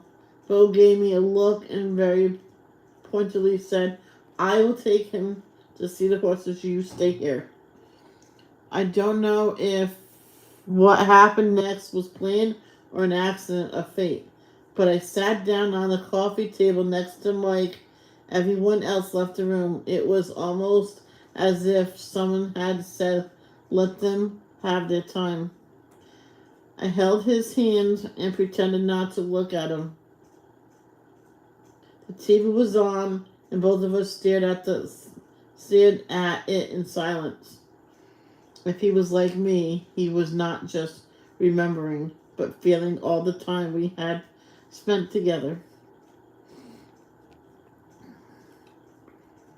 Way too much to ever anticipate, pass back and forth in the flesh of our hands. I didn't know what to say. A part of me felt like holding hands and being together was enough. Then he turned his gaze from the TV to me. His eyes were like blanket wrapped themselves around me, and whatever he was thinking made him smile. "Finally," he said, "I want you to know I've seen everything you've done." "You have?" I said, genuinely surprised. "Oh yeah," he smiled. "I watched every movie, every one." "You have, really?" "Yeah." He was quite quiet for a moment or two. He appeared to be remembering something. He said, "I always knew it." "You knew what?" "I knew you would be the one." I couldn't contain my tears anymore. I've been trying so hard not to.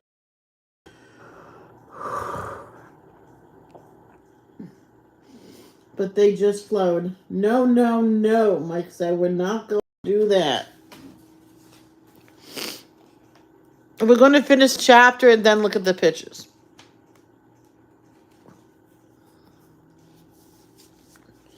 Okay, so because the pictures are our reward of finishing this chapter. "Okay," I said, sniffling and wiping my eyes. I recalled when, as a little girl on the set, 17 years earlier, I was unable to cry on cue, and Mike had taken me aside, looked me straight in the eye, and said, "Do you know how much I love you? I love you so much." Now, we weren't doing that. Yeah. We weren't going to cry. Instead, he pulled me toward him and we hugged. Nothing else needed to be said. That hug was more than enough. That's all he wanted. And that that was pretty much all I was capable of. Out of the corner of my eye, I saw someone in the kitchen door was gesturing for me to get up and go in there. It seemed urgent. I told Mike I'll be right back. He was sort of drifting in and out at that point. Anyway, I was met in the kitchen by a nurse. Bo in Dakota who was crying hysterically. One of the horses had bit his fingers. I looked at his hand. His fingers were smashed, but Kid's bones were very soft, and a couple of minutes later looked normal again. And he seemed all right. I was worried, but when one of Mike's nurses got Dakota to reach for a balloon that's had been attached to a flower arrangement, I knew he was fine. Told everyone that I didn't want Mike to know that what happened. It would just upset him. A little while later, I went back into the family room and sat down next to him and said he asked what had happened. I shook my head, nothing. No, I heard something happened to the kid, he said. One of the horses bit him. I shrugged. Was it bad? I said, no, he's fine. I said, his fingers were kind of smashed, but he's in the kitchen digging through a bowl of goldfish crackers. Oh, thank God, he said. If something bad had happened, I'd feel just awful. Then he grinned, that unmistakable Michael Landon grin, and added, wait a minute. I'm dying of cancer. How could I possibly feel worse? Soon after, he drifted back to sleep, and I said my goodbyes. Hold on, guys. we can't look at these pictures yet.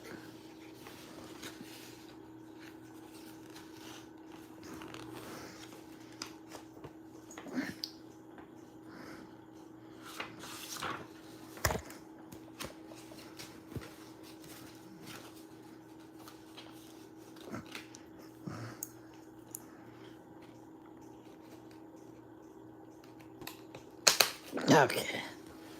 A week later, I was with Dakota in the family room, which was really his giant playroom. He was scampering around, listening to his records and playing with balloons. The TV was on, turned to CNN as it was every day. We were in the midst of the first Gulf War, but I wasn't paying attention to the coverage. I was having fun with Dakota. Oh gosh. Hold on. Then the anchor came on and said the actor Michael Landon had died. Oof.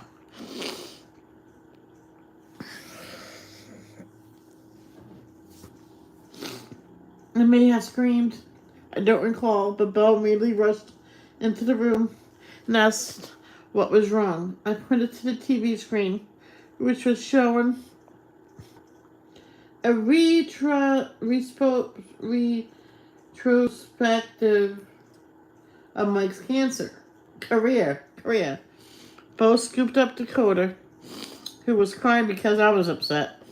I was reconcilable for a few minutes, and then something in me switched. I needed more information than I was getting on TV. Maybe I thought CNN had it wrong. I became obsessed with finding Leslie and hearing from herself what had really happened. Honestly, I don't remember if I called her or she called me, but at some point that day, we talked for a long time. She told me about the unusual things that happened in the last 24 hours of Mike's life. He had seen the pivotal light that guided people into the next phase of their journey. He had seen his late mother waiting to comfort him. As a family, they had shared moments that, on hearing them, didn't lessen my sadness but reassured me that death isn't a horrible, scary thing as much as it is transition to something else. Still, I was heartbroken. My mother came over and my sister, sweet thing, brought me a milkshake. After that, my phone rang off the hook with requests from reporters wanting to comment, and seemed everyone in the world wanted a quote. Yet, I was incapable of communicating. I finally gave my publicist a statement, something about Mike's contribution to the world in a hole in my heart. Then I fell into a deep depression. I stayed in bed with the shades drawn. Any time I got up and tried to move around, it felt as if I was moving through mud. I walked around dazed in my pajamas for days until Bo came home one day with two puppies, and I said I had to housebreak them. He told me that with a 2-year-old and two puppies, I had my hands full. Bless his heart. He knew exactly how to gently get me up and moving. About a week later, Kent McCrae, who'd been an executive producer on Little House, called and asked if I would deliver one of the eulogies at my funeral. I said, of course. No question. The second I hung up, I regretted it. Did I... What the hell was I going to say? Scratch that. There was so much to say. But how was I going to stand up in front of his family, his children, his friends, and talk about him without bludgeoning everyone with my feelings? In my opinion, part of the responsibility of delivering a eulogy is to try to bring some comfort to the people who are grieving. It wasn't about standing in front of everyone and bawling like a self-absorbed idiot, which was what I pictured myself doing. How could I not get up there and just cry? I found it impossible to write a eulogy that articulated my relationship with Mike, what he meant to me, and also what his loss meant to me. I tried numerous times without success. Finally, on the night before the service, I managed to gather my various attempts, a bunch of notes, into a concise form. Then I prayed to Mike to help me through it. It also helped that I was married to a playwright who gently nudged me forward. By midnight, I was done, and then I spent the rest of the night tossing and turning, terrified of what would happen the next day. The service itself was a blur of familiar faces who, like me, were doing a relatively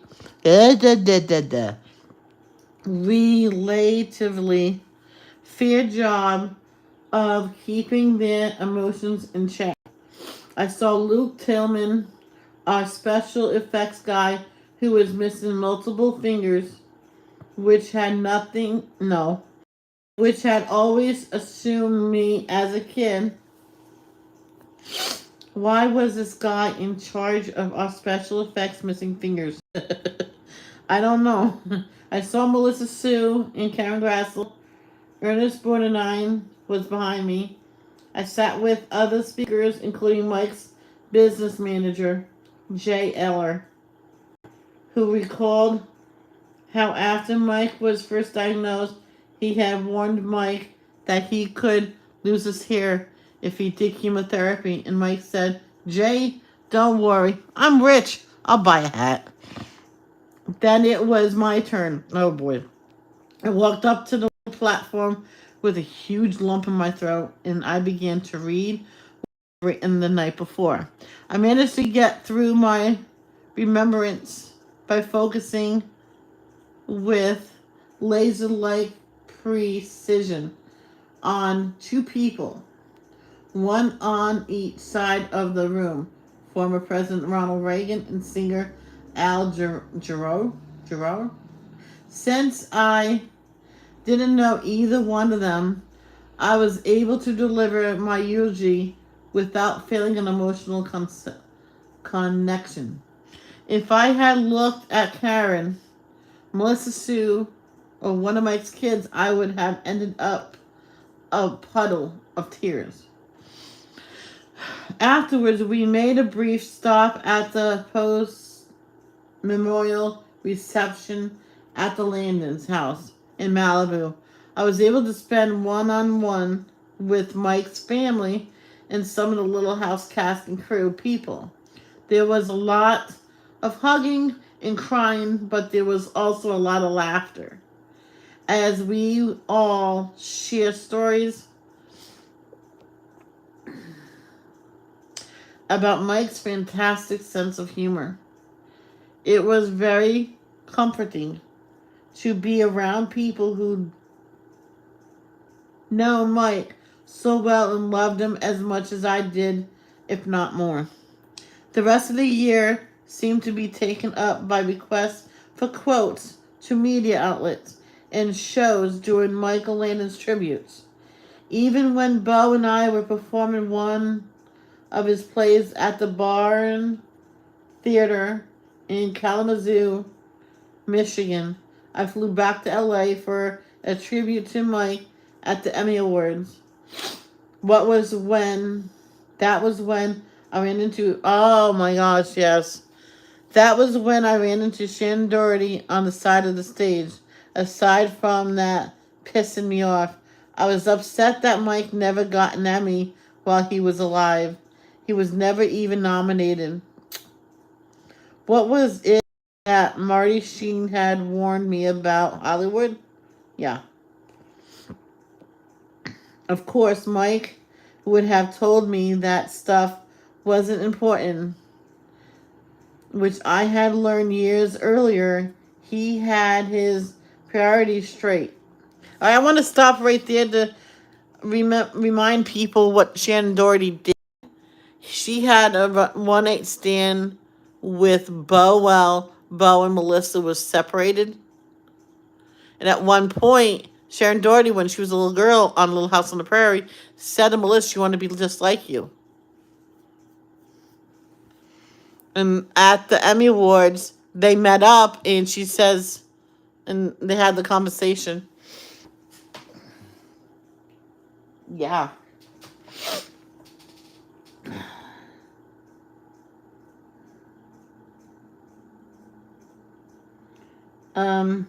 That's why I responded with a quote every time a request came in, but eventually I reached a point where I felt like too much. One day I was with Sandy and David Pekinpah when yet another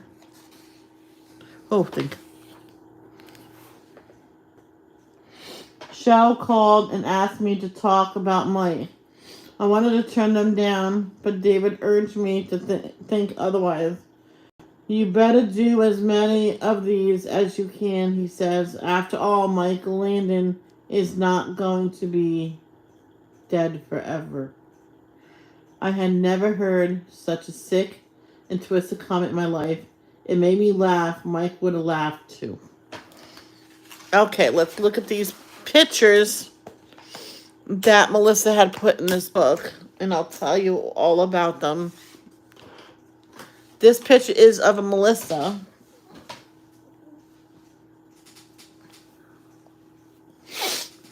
me, approximately 8 months old. This picture was taken by my dad. Look at her. Right, let's block that part out. This is her mother, her dad, and her.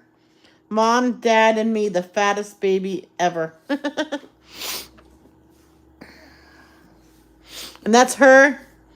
And my mom loved Halloween. She made all of my costumes. This one is from 1967. I look very serious for a doll.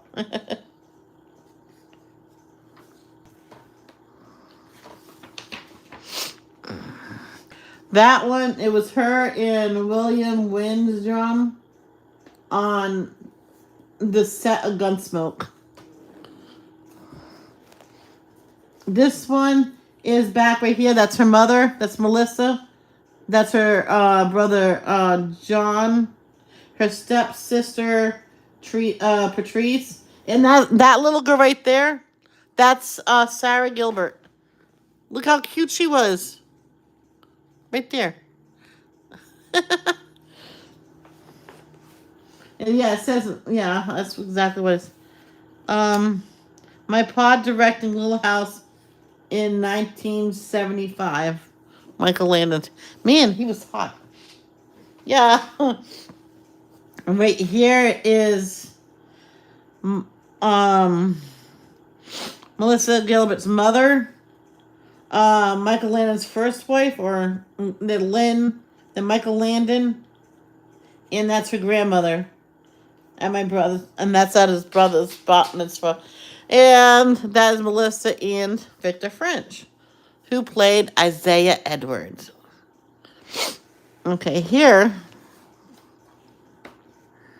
that's her super celebrity sweet 16. Victoria and Ed McMahon. Melissa. Her Aunt Dottie, her mother, and her grandmother. I don't know which grandmother, though. That's her 17 and Deadly at the Night of 100 Stars. And I think just one more page. Oh, wow. Oh, wow. A few more pages. Here, 18 birthday party with friends, including... I don't know who's in it. She doesn't say exactly who's in here. But she says Katie, Dale... Chad Lowe and Michael Landon Jr. What a monthly crew. That's Chad Lowe right there. Then here, that's a scene of prom. That's Michael Landon Jr. Rob and her, that's her and Rob. In love in 1981. Here in 1986, that's them too. Yeah. They were together several years. And he's a jerk. Well, he was a jerk back then. He changed. That's her and Alan Greenspan, not the chairman of the Fed. That's right there. That is Lauren, Holly, her, and that's Kate Wagner at Bo's birthday party in 1988. And she was pregnant with Dakota. And here is Bo and her bringing Dakota home from the hospital. Here, that's her and Bo celebrating Christmas at her mom's house, 1989, after our first separation. Yep. I shouldn't get to these pictures yet, but they're here. This is her second husband, Bruce. And she was at... Oh, she's pregnant with her second son, Michael. And here is when they're having a C-section because the baby came 2 months early. And that's her. That's her having kangaroo care with Michael. I remember when she did, I think she did a show or something, and I seen that. And I didn't understand what was happening. Bruce and her celebrating on the night of the SAG election, recounting results.